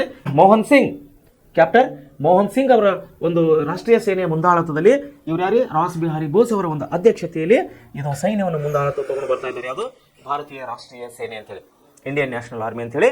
ಮುಂದೆ ಬರುತ್ತಾ ಏನಾಗ್ತದೆ, ಅನಂತರದಲ್ಲಿ ಸುಭಾಷ್ ಚಂದ್ರ ಬೋಸರನ್ನು ಈ ಚಳವಳಿಯ ನೇತೃತ್ವ ವಹಿಸ್ಕೊಳ್ತಾ ಇದ್ದಾರೆ. ವಹಿಸ್ಕೊಡ್ರಿ ಅಂತ ಹೇಳಿ ಅಲ್ಲಿನ ಸಮುದಾಯವು ಅಥವಾ ಅಲ್ಲಿನ ಸೈನಿಕರು ಸುಭಾಷ್ ಚಂದ್ರ ಬೋಸ್ ಅವರಿಗೆ ಮನವಿ ಮಾಡಿಕೊಳ್ತಾ ಇದ್ದಾರೆ. ಸೊ ಬ್ರಿಟಿಷ್ ವಿರೋಧಿ ಶಕ್ತಿಗಳು ಕೂಡಿ ಬ್ರಿಟಿಷರ ವಿರುದ್ಧ ಹೋರಾಡಲು ಬಯಸಿ ಅವರು ಗೃಹಬಂಧನದಿಂದ ತಪ್ಪಿಸಿಕೊಂಡು ಜರ್ಮನಿಗೆ ತೆರಳಿದರು. ಯಾರು? ಸುಭಾಷ್ ಚಂದ್ರ ಬೋಸ್ ಅವರು. ಬ್ರಿಟಿಷರ ವಿರುದ್ಧ ಒಗ್ಗೂಡಿದಂತಹ ಶಕ್ತಿಗಳ ಜೊತೆ ಕೂಡಿ ಬ್ರಿಟಿಷರ ವಿರುದ್ಧವಾಗಿ ಹೋರಾಡಲು ಇವರು ಏನು ಮಾಡ್ತಾ ಇದ್ದಾರೆ, ಸೆರೆಮನೆಯಲ್ಲಿದ್ದಂತಹ ಸುಭಾಷ್ ಚಂದ್ರ ಬೋಸ್ ಅವರು, ಅಂದರೆ ಗೃಹಬಂಧನದಲ್ಲಿದ್ದ ಸುಭಾಷ್ ಚಂದ್ರ ಬೋಸ್ ಅವರು ತಪ್ಪಿಸಿಕೊಂಡು ತಪ್ಪಿಸಿಕೊಂಡು ಜರ್ಮನಿಗೆ ಹೋಗ್ತಾ ಇದ್ದಾರೆ ಇವರು. ಜರ್ಮನಿಯ ಸರ್ವಾಧಿಕಾರಿ ಹಿಟ್ಲರ್ ಅವರಿಗೆ ಎಲ್ಲ ಸಹಾಯವನ್ನು ನೀಡುವ ಭರವಸೆಯನ್ನು ವ್ಯಕ್ತಪಡಿಸಿದನು. ಜರ್ಮನಿಯ ಸರ್ವಾಧಿಕಾರಿಯಾದಂಥ ಹಿಟ್ಲರ್ ಏನು ಮಾಡ್ತಾ ಇದ್ದಾರೆ, ಸುಭಾಷ್ ಚಂದ್ರ ಬೋಸ್ ಅವರಿಗೆ ನಿಮಗೆ ಏನು ಬೇಕು ಎಲ್ಲ ರೀತಿಯ ಸರ್ವ ಸಹಾಯವನ್ನು ಮಾಡ್ತೇನೆ ಬ್ರಿಟಿಷರ ವಿರುದ್ಧವಾಗಿ ಹೋರಾಡಲಿಕ್ಕೆ ಅಂಥೇಳಿ ಸುಭಾಷ್ ಚಂದ್ರ ಬೋಸ್ ಅವರಿಗೆ ಮಾತು ಕೊಡ್ತಾ ಇದ್ದಾನೆ ಜರ್ಮನಿಯ ಸರ್ವಾಧಿಕಾರಿಯಾದಂಥ ಹಿಟ್ಲರ್ನು. ನೋಡಿ, ಹಿಟ್ಲರ್ ಇವರಿಗೆ ಎಲ್ಲ ಸಹಾಯ ನೀಡುವ ಭರವಸೆ ನೀಡಿದರು. ಬೋಸ್ ಅವರು ಜರ್ಮನಿಯಲ್ಲಿ ಭಾರತೀಯ ಯುದ್ಧ ಕೈದಿಗಳನ್ನು ಸಂಘಟಿಸಿದರು. ಜರ್ಮನಿದಾಗ ಏನು ಮಾಡ್ತಾರೆ, ಸುಭಾಷ್ ಚಂದ್ರ ಬೋಸ್ ಅವರು ಎಲ್ಲ ಯುದ್ಧ ಕೈದಿಗಳನ್ನು ಅಂದ್ರೆ ಯುದ್ಧದಲ್ಲಿ ಸೆರೆ ಸಿಕ್ಕಂತಹ ಎಲ್ಲ ವ್ಯಕ್ತಿಗಳನ್ನು, ಸೈನಿಕರನ್ನು ಒಗ್ಗೂಡಿಸುವಂತಹ ಕೆಲಸವನ್ನು ಮಾಡ್ತಾ ಇದ್ದಾರೆ ಸುಭಾಷ್ ಚಂದ್ರ ಬೋಸ್ ಅವರು. ಆಜಾದ್ ಹಿಂದ್ ರೇಡಿಯೋ ಮೂಲಕ ನೋಡಿ, ಆಜಾದ್ ಹಿಂದ್ ರೇಡಿಯೋ ಮೂಲಕ ತಮ್ಮ ಭಾಷಣಗಳನ್ನು ಭಾರತೀಯರಿಗೆ ಪ್ರಸರಣ ಮಾಡಿದರು. ಯಾವ ಒಂದು ರೇಡಿಯೋ ಮೂಲಕ ರೀ? ಆಜಾದ್ ಹಿಂದ್ ರೇಡಿಯೋ ಮೂಲಕ ಇವರು ತಮ್ಮ ಮಾತುಗಳನ್ನು ಎಲ್ಲ ಸೈನಿಕರಿಗೆ ಪ್ರೇರಣೆ ಆಗುವಂತೆ, ಸ್ವಾತಂತ್ರ್ಯ ಹೋರಾಟದ ಬಗ್ಗೆ, ಸ್ವಾತಂತ್ರ್ಯ ಬಗ್ಗೆ ಅಭಿಮಾನ ಮೂಡುವಂತೆ, ದೇಶ ಅಭಿಮಾನ ಮೂಡುವಂತೆ, ಆತ್ಮಾಭಿಮಾನ ಮೂಡುವಂತೆ ತಮ್ಮ ಮಾತುಗಳ ಮೂಲಕವಾಗಿ, ಸ್ಪೀಚ್ ಅಂದರೆ ಭಾಷಣದ ಮೂಲಕವಾಗಿ ಸುಭಾಷ್ ಚಂದ್ರ ಬೋಸ್ ಅವರು ಆಜಾದ್ ಹಿಂದ್ ರೇಡಿಯೋ ಅನ್ನುವಂಥ ತಮ್ಮ ರೇಡಿಯೋ ಮೂಲಕ ತಮ್ಮ ಭಾಷಣವನ್ನು ಎಲ್ಲ ಸೈನಿಕರಿಗೆ ಮುಟ್ಟುವ ಹಾಗೆ ನೋಡಿಕೊಳ್ಳುತ್ತಾ ಇದ್ದಾರೆ ಸುಭಾಷ್ ಚಂದ್ರ ಬೋಸ್ ಅವರು. ಎಲ್ಲಿದ್ದುಕೊಂಡು ಮಾಡ್ತಾ ಇದೆಯಲ್ಲ ಅವರು? ಜರ್ಮನಿ ದೇಶದಲ್ಲಿ. ಇವರಿಗೆ ಸಹಾಯ ಯಾರು ಮಾಡ್ತಾ ಇದ್ದಾರೆ? ಹಿಟ್ಲರ್. ಜರ್ಮನಿಯ ಸರ್ವಾಧಿಕಾರಿಯಾದಂಥ ಹಿಟ್ಲರ್ನು ಇಲ್ಲಿ ಏನು ಮಾಡ್ತಾ ಇದ್ದಾರೆ? ಸುಭಾಷ್ ಚಂದ್ರ ಬೋಸ್ ಅವರಿಗೆ ಸಹಾಯ ಮಾಡ್ತಾ ಇದ್ದಾನೆ. ನೋಡಿ, ಭಾರತೀಯರಿಗೆ ಪ್ರದರ್ಶನ ಮಾಡಿದರು. ಯುದ್ಧದಲ್ಲಿ ಜಪಾನಿನ ಯಶಸ್ಸನ್ನು ತಿಳಿದು ಅದರ ಸಹಾಯದಿಂದ ಭಾರತದ ಬಿಡುಗಡೆಯ ಸಾಧ್ಯತೆಗೆ ಸಂಬಂಧಿಸಿದಂತೆ ಭಾರತೀಯರನ್ನು ಸಂಘಟಿಸಿದ ರಾಸ್ ಬಿಹಾರಿ ಬೋಸರ ಜೊತೆ ಸುಭಾಷರು ಕೈ ಜೋಡಿಸಿದರು. ನೋಡಿ, ಇಲ್ಲಿ ಸುಭಾಷ್ ಚಂದ್ರ ಬೋಸ್ ಏನು ಮಾಡ್ಯಾರಿ? ಜರ್ಮನಿಗೆ ಬಂದಾರೆ. ಆಮೇಲೆ ರಾಸ್ ಬಿಹಾರಿ ಬೋಸ್ ಅವರು ಏನು ಮಾಡ್ತಾ ಇದ್ದಾರೆ? ಇಲ್ಲಿ ಜಪಾನ್ ಜೋಡಿ ಅಂದರೆ ಜಪಾನಿನಲ್ಲಿದ್ದಂಥ ನಮ್ಮ ಯುದ್ಧ ಕೈದಿಗಳ ಮುಂದಾಳತ್ವವನ್ನು ವಹಿಸ್ತಾ ಇದ್ದಾರೆ. ಇವರು ಜಪಾನಿಯಲ್ಲಿ ಮುಂದಾಳತ್ವ ವಹಿಸ್ತಾ ಇದ್ದಾರೆ, ಅವರು ಜರ್ಮನಿಯಲ್ಲಿ ಮುಂದಾಳತ್ವ ವಹಿಸ್ತಾ ಇದ್ದಾರೆ. ಅಂದರೆ ಯುದ್ಧ ಸಮಯದಲ್ಲೇ ಸೆರೆ ಸಿಕ್ಕಂತಹ ನಮ್ಮ ಎಲ್ಲ ಸೈನಿಕರನ್ನು ಅವರು ಒಂದುಗೂಡಿಸುವಂತಹ ಕೆಲಸ ಮಾಡ್ತಾ ಇದ್ದಾರೆ ರಾಸ್ ಬಿಹಾರಿ ಬೋಸ್ ಮತ್ತು ಸುಭಾಷ್ ಚಂದ್ರ ಬೋಸ್ ಅವರು. ನೋಡಿ, ರಾಸ್ ಬಿಹಾರಿ ಬೋಸ್ ಅವರು ಟೋಕಿಯೋದಲ್ಲಿ ಸ್ಥಾಪಿಸಿದ ಇಂಡಿಯನ್ ಇಂಡಿಪೆಂಡೆನ್ಸ್ ಲೀಗ್ನ ಸೇನಾ ವಿಭಾಗವನ್ನು ಭಾರತೀಯ ರಾಷ್ಟ್ರೀಯ ಸೇನೆ ಎಂದು ಕರೆಯುತ್ತಿದ್ದರು. ಏನು ಮಾಡಿದ್ರಲ್ಲ, ಅಲ್ಲಿ ಜನ ಸಮುದಾಯದ ಒಂದು ಸಮ್ಮೇಳನ ಕರೆದಿದ್ರಲ್ಲ ಕಳೆದ ಸಾಲಿ, ಎಲ್ಲಿ? ಜಪಾನ್ ದೇಶದಲ್ಲಿ. ಅದರ ಮುಂದಾಳತ್ವವನ್ನು ಯಾರು ವಹಿಸಿದರು? ಯಾರಿದು? ರಾಸ್ ಬಿಹಾರಿ ಬೋಸ್ ಅವರು ಅಧ್ಯಕ್ಷತೆಯನ್ನು ವಹಿಸಿದರು. ಯಾವುದು? ಇಂಡಿಯನ್ ಇಂಡಿಪೆಂಡೆನ್ಸ್ ಲೀಗ್ನ. ಆ ಇಂಡಿಪೆಂಡೆಂಟ್ ಇಂಡಿಯನ್ಸ್ ಲೀಗ್ನನ್ನು ಇವರು ಏನು ಕರೀತಾ ಇದ್ದಾರೆ? ರಾಸ್ ಬಿಹಾರಿ ಬೋಸ್ ಅವರು ಇದು ಒಂದು ಭಾರತೀಯ ರಾಷ್ಟ್ರೀಯ ಸೇನೆ ಅಂತ ಹೇಳೋದು ಕರೀತಾ ಇದ್ದಾರೆ. ಅಂದರೆ ಸೈನಿಕರಲ್ಲಿ ಹುರುಪನ್ನು ಹುಟ್ಟಿಸಕ್ಕಾಗಿ, ಸೈನಿಕರನ್ನು ಒಂದು ಎನ್ಕರೇಜ್ ಮಾಡುವುದಕ್ಕಾಗಿ, ಸೈನಿಕರನ್ನು ಒಂದು ಅಭಿರುಚಿತರವಾಗಿ, ಸೈನಿಕರಿಗೆ ಒಂದು ಆತ್ಮಾಭಿಮಾನ ಬರೋದಕ್ಕಾಗಿ ಅವ್ರು ಏನು ಮಾಡ್ತಾ ಇದ್ದಾರೆ? ಆ ಒಂದು ತುಕಡಿಗೆ, ಅಂದರೆ ಆ ಒಂದು ಟೀಮ್, ಅದೊಂದು ಲೀಗ್ ಏನಿದೆಲ್ಲ ಇಂಡಿಯನ್ ಇಂಡಿಪೆಂಡೆಂಟ್ ಲೀಗ್, ಅದಕ್ಕೆ ಭಾರತೀಯ ರಾಷ್ಟ್ರೀಯ ಸೇನೆ ಅಂತ ಹೇಳಿ ಇವರು ಕರೀತಾ ಇದ್ದಾರೆ. ನಂತರ ದಿನಗಳಲ್ಲಿ INA ಯ ಮುಖಂಡತ್ವ, ಅಂದರೆ INA ಅಂದರೆ ಇಂಡಿಯನ್ ನ್ಯಾಷನಲ್ ಆರ್ಮಿ, ಇದರ ಮುಖಂಡತ್ವವನ್ನು ಸುಭಾಷ್ ಚಂದ್ರ ಬೋಸ್ ಅವರಿಗೆ ವಹಿಸಿದರು. ಸುಭಾಷ್ ಚಂದ್ರ ಬೋಸ್ ಅವರು ಈ ಸಂದರ್ಭದಲ್ಲಿ ದೆಹಲಿ ಚಲೋಗೆ ಕರೆಯನ್ನು ನೀಡಿದರು. ನನಗೆ ರಕ್ತ ಕೊಡಿ, ನಾನು ನಿಮಗೆ ಸ್ವಾತಂತ್ರ್ಯವನ್ನು ಕೊಡುತ್ತೇನೆ, ನಾನು ನಿಮಗೆ ಸ್ವಾತಂತ್ರ್ಯ ನೀಡಲು ಪ್ರಮಾಣಿಸುತ್ತೇನೆ ಎಂದು ಕರೆಯನ್ನಿತ್ತರು. ಭಾರತೀಯ ರಾಷ್ಟ್ರೀಯ ಸೇನೆಯಲ್ಲಿ ಝಾನ್ಸಿ ರೆಜಿಮೆಂಟ್ ಎಂಬ ವಿಭಾಗವೂ ಇತ್ತು. ಕ್ಯಾಪ್ಟನ್ ಲಕ್ಷ್ಮೀ ಸೆಹಲ್ಗಲ್ ಈ ರೆಜಿಮೆಂಟ್ನ ನೇತೃತ್ವವನ್ನು ವಹಿಸಿದರು. ನೋಡಿ, ಏನು ಮಾಡ್ತಾ ಇದ್ದಾರೆ? ಇದು ಮುಂಬರುವ ದಿನಗಳಲ್ಲಿ ಇಂಡಿಯನ್ ಇಂಡಿಪೆಂಡೆನ್ಸ್ ಲೀಗ್ನ ಮುಂದಾಳತ್ವವನ್ನು ಯಾರು ವಹಿಸ್ತಾ ಇದ್ದಾರೆ? ಸುಭಾಷ್ ಚಂದ್ರ ಬೋಸ್ ಅವರಿಗೆ ಒಪ್ಪಿಸ್ತಾ ಇದ್ದಾರೆ. ಸುಭಾಷ್ ಚಂದ್ರ ಬೋಸ್ ಅವರಿಗೆ ಒಪ್ಪಿಸಿದ ಮೇಲೆ ಅವ್ರು ಏನು ಮಾಡ್ತಾರೆ? ದೆಹಲಿ ಚಲೋ ಅನ್ನುವಂಥ ಒಂದು ಚಳವಳಿಗೆ ಕರೆ ಕೊಡ್ತಾ ಇದ್ದಾರೆ. ಎಲ್ಲ ಸ್ವತಂತ್ರ ಹೋರಾಟಗಾರನು, ದೇಶಾಭಿಮಾನವರನ್ನು, ಎಲ್ಲ ಸ್ವತಂತ್ರ ಚಳವಳಿಗಾರನು, ಭಾರತೀಯ ನಾಗರಿಕರಿಗೆ ಏನು ಅವರು ಕರೆ ಕೊಡ್ತಾ ಇದ್ದಾರೆ? ದೆಹಲಿಗೆ ಚಲೋ ಅಂತ ಹೇಳಿ ಚಳವಳಿಗೆ ಕರೆ ಕೊಡ್ತಾ ಇದ್ದಾರೆ. ಕರೆ ಕೊಟ್ಟವ್ರು ಏನು ಮಾಡ್ತಾ ಇದ್ದಾರೆ? ಎಲ್ಲ ಚಳವಳಿಗಾರಿಗೆ ಏನು ಹೇಳ್ತಾರೆ ಹಿಂದಿಯಲ್ಲಿ? ತುಮ್ ಮುಜೆ ಖೂನ್ ದೋ ಮೈ ತುಮೆ ಆಜಾದಿ ದೂಂಗಾ, ಅಂದರೆ ಕನ್ನಡದಲ್ಲಿ ನೀವು ನಮಗೆ ರಕ್ತ ಕೊಡಿ, ನಾನು ನಿಮಗೆ ಸ್ವಾತಂತ್ರ್ಯವನ್ನು ಕೊಡ್ತೇನೆ ಅಂತ ಹೇಳಿ ಸುಭಾಷ್ ಚಂದ್ರ ಬೋಸ್ ಅವರು ಕರೆ ಕೊಡ್ತಾ ಇದ್ದಾರೆ. ಯಾವ ಒಂದು ಸೇನೆ ಮೂಲಕವಾಗಿ? INA, ಭಾರತೀಯ ರಾಷ್ಟ್ರೀಯ ಸೇನೆ, ಇಂಡಿಯನ್ ನ್ಯಾಷನಲ್ ಆರ್ಮಿ ಮೂಲಕ ಅದರ ಮುಂದಾಳತ್ವವನ್ನು ವಹಿಸಿ ಸುಭಾಷ್ ಚಂದ್ರ ಬೋಸ್ ಅವರು ಎಲ್ಲ ದೇಶವಾಸಿಯವರಿಗೆ, ಎಲ್ಲ ಭಾರತೀಯರಿಗೆ, ಸ್ವತಂತ್ರ ಹೋರಾಟಗಾರರಿಗೆ ಕರೆ ಕೊಡ್ತಾ ಇದ್ದಾರೆ. ನೀವು ನನಗೆ ರಕ್ತ ಕೊಡಿ, ನಾನು ನಿಮಗೆ ಸ್ವಾತಂತ್ರ್ಯವನ್ನು ಕೊಡ್ತೇನೆ ಅಂತ ಹೇಳ್ತಾ ಇದ್ದಾರೆ. ಇದರ ಪರಿಣಾಮವಾಗಿ ಏನಾಯ್ತು? ಸ್ವತಂತ್ರ ಹೋರಾಟ ಪ್ರಮಾಣೀಕರಿಸ್ತೇನೆ ಎಂಬ ಪ್ರಮಾಣವನ್ನು ಕೊಟ್ಟಾಗ ಏನಾಗ್ತಾ ಇದೆ? ಭಾರತೀಯ ರಾಷ್ಟ್ರೀಯ ಸೇನೆಯಲ್ಲಿ ಝಾನ್ಸಿ ಅನ್ನುವಂಥ ಒಂದು ರೆಜಿಮೆಂಟ್ ಅಂದರೆ ಒಂದು ಸೇನಾ ತುಕಡಿ ಅಂತ ಹೇಳಿ ಕರಿತೇವೆ ನಾವು. ಸೇನಾ ತುಕಡಿ ಅಂದರೆ ಒಂದು ಸೇನೆಯ ಒಂದು ತುಂಡು ಅಥವಾ ಒಂದು ಟೀಮ್ ಅಂತ ಹೇಳಿ ಕರಿತೀವಿ. ಆ ಟೀಮ್ ಇತ್ತು ರೆಜಿಮೆಂಟ್, ಝಾನ್ಸಿ ರೆಜಿಮೆಂಟ್ ಅಂತೇಳಿ ಒಂದು ಸೇನಾ ತುಕಡಿ ಇತ್ತು. ಅದರ ಮುಖ್ಯಸ್ಥೆಯು ಕ್ಯಾಪ್ಟನ್ ಲಕ್ಷ್ಮೀ ಸೆಹಗಲ್ ಈ ರೆಜಿಮೆಂಟ್ನ ನೇತೃತ್ವವನ್ನು ವಹಿಸಿದರು. ಯಾರೇ? ಕ್ಯಾಪ್ಟನ್ ಲಕ್ಷ್ಮೀ ಸೆಹಗಲ್ ಅನ್ನೋರು ಏನು ಮಾಡಿದರು? ಈ ಒಂದು ಝಾನ್ಸಿ ಟೀಮ್ ಇದೆಲ್ಲ, ಝಾನ್ಸಿ ಸೈನಿಕ ಟೀಮ್, ಅದರ ನೇತೃತ್ವವನ್ನು ಲಕ್ಷ್ಮೀ ಸೆಹಗಲ್ ಅವರು ವಹಿಸಿಕೊಳ್ತಾ ಇದ್ದಾರೆ. ಸೊ ಭಾರತ ಸ್ವತಂತ್ರ ಹೋರಾಟದಲ್ಲಿ ಸುಭಾಷ್ ಚಂದ್ರ ಬೋಸ್ ಅವರ ಅಭಿಪ್ರಾಯವನ್ನು ಪ್ರಬಂಧ ರೂಪದಲ್ಲಿ ಬರೀರಿ ಅಂತೇಳಿ ನಿಮಗೊಂದು ಇಲ್ಲಿ ಟಿಪ್ಪಣಿ ಅಥವಾ ಚಟುವಟಿಕೆಯನ್ನು ಕೊಡ್ತಾ ಇದ್ದಾರೆ. ಸೊ ಸುಭಾಷ್ ಅವರು ರಂಗೂನಿನ ಮೂಲಕ ನೋಡಿ, ಸುಭಾಷ್ ಚಂದ್ರ ಬೋಸ್ ಅವರು ಏನ್ ಮಾಡ್ತಾ ಇದ್ದಾರೆ ಇಲ್ಲಿ, ರಂಗೂನಿನ ಮೂಲಕ ಬ್ರಿಟಿಷರ ಕೈಯಲ್ಲಿದ್ದ ದೆಹಲಿಯನ್ನು ವಶಪಡಿಸಿಕೊಳ್ಳಲು ಯುದ್ಧ ತಂತ್ರವನ್ನು ರೂಪ ಮಾಡ್ತಾ ಇದ್ದಾರೆ. ದೆಹಲಿ ಯಾರ ಕೈಯಲ್ಲಿದೆ ಇವಾಗ? ಬ್ರಿಟಿಷರ ಕೈಯಲ್ಲಿದೆ. ಇಡೀ ದೇಶವು ಬ್ರಿಟಿಷರ ಆಡಳಿತದಲ್ಲಿದೆ. ಅದನ್ನು ಬಿಡಿಸಿಕೊಳ್ಳಬೇಕಂತ ಹೇಳಿ ಸುಭಾಷ್ ಚಂದ್ರ ಬೋಸ್ ಅವರು ಒಂದು ಯುದ್ಧ ತಂತ್ರವನ್ನು ಮಾಡ್ತಾ ಇದ್ದಾರೆ. ಒಂದು ಯುದ್ಧ ತಂತ್ರವನ್ನು ಮಾಡ್ತಾ ಇದ್ದಾರೆ ಸುಭಾಷ್ ಚಂದ್ರ ಬೋಸ್ ಅವರು. ಏನಂದ್ರೆ ಅವರ ಗುರಿ ಏನಾಗಿತ್ತು? ದೆಹಲಿಯನ್ನು ವಶಪಡಿಸಿಕೊಳ್ಳಬೇಕು ಬ್ರಿಟಿಷರಿಂದ. ಆ ಒಂದು ದೊಡ್ಡ ಗುರಿಯೊಂದಿಗೆ ಅವ್ರು ಏನ್ ಮಾಡ್ತಾರೆ, ಆ ಹೊತ್ತಿಗೆ ಭಾರತದಿಂದ INA ಅಂದ್ರೆ ಇಂಡಿಯನ್ ನ್ಯಾಷನಲ್ ಆರ್ಮಿ, ಭಾರತೀಯ ರಾಷ್ಟ್ರೀಯ ಸೇನೆ ಏನದಲ್ಲ ಅದಕ್ಕೆ ಸೇರ್ಪಡೆಯಾದ ಸಾವಿರಾರು ಯೋಧರು ದೆಹಲಿಯನ್ನು ಆಕ್ರಮಿಸಲು ತಯಾರಿ ನಡೆಸ್ತಾ ಇದ್ದಾರೆ. ಭಾರತೀಯ ರಾಷ್ಟ್ರೀಯ ಸೇನೆ ಎಲ್ಲ ಕಾರ್ಯಕರ್ತರಿಗೆ, ಎಲ್ಲ ಸೈನಿಕರಿಗೆ ಅವರು ಕರೆ ಕೊಡ್ತಾ ಇದ್ದಾರೆ ಸುಭಾಷ್ ಚಂದ್ರ ಬೋಸ್ ಅವರು. ಏನಂತ? ನೀವು ನನಗೆ ರಕ್ತ ಕೊಡಿ, ನಾನು ನಿಮಗೆ ಸ್ವಾತಂತ್ರ್ಯ ಕೊಡ್ತೇನೆ ಅಂತ ಹೇಳಿ. ಇದರ ಫಲವಾಗಿ ದೆಹಲಿ ಚಲೋ ಅನ್ನುವಂಥ ಒಂದು ಚಳವಳಿ ಅಥವಾ ಆಂದೋಲನ ಇಟ್ಟುಕೊಂಡಿದ್ದಾರೆ. ಈ ಆಂದೋಲನದಲ್ಲಿ ಇಡೀ ದೇಶದ ಎಲ್ಲ ಸೈನಿಕರು, ಎಲ್ಲ ಯುವ ಪೀಳಿಗೆಗಳು, ಎಲ್ಲ ಸ್ವತಂತ್ರ ಹೋರಾಟಗಾರರು ಎಲ್ಲರೂ ಇದರಲ್ಲಿ ಭಾಗವಹಿಸ್ತಾ ಇದ್ದಾರೆ.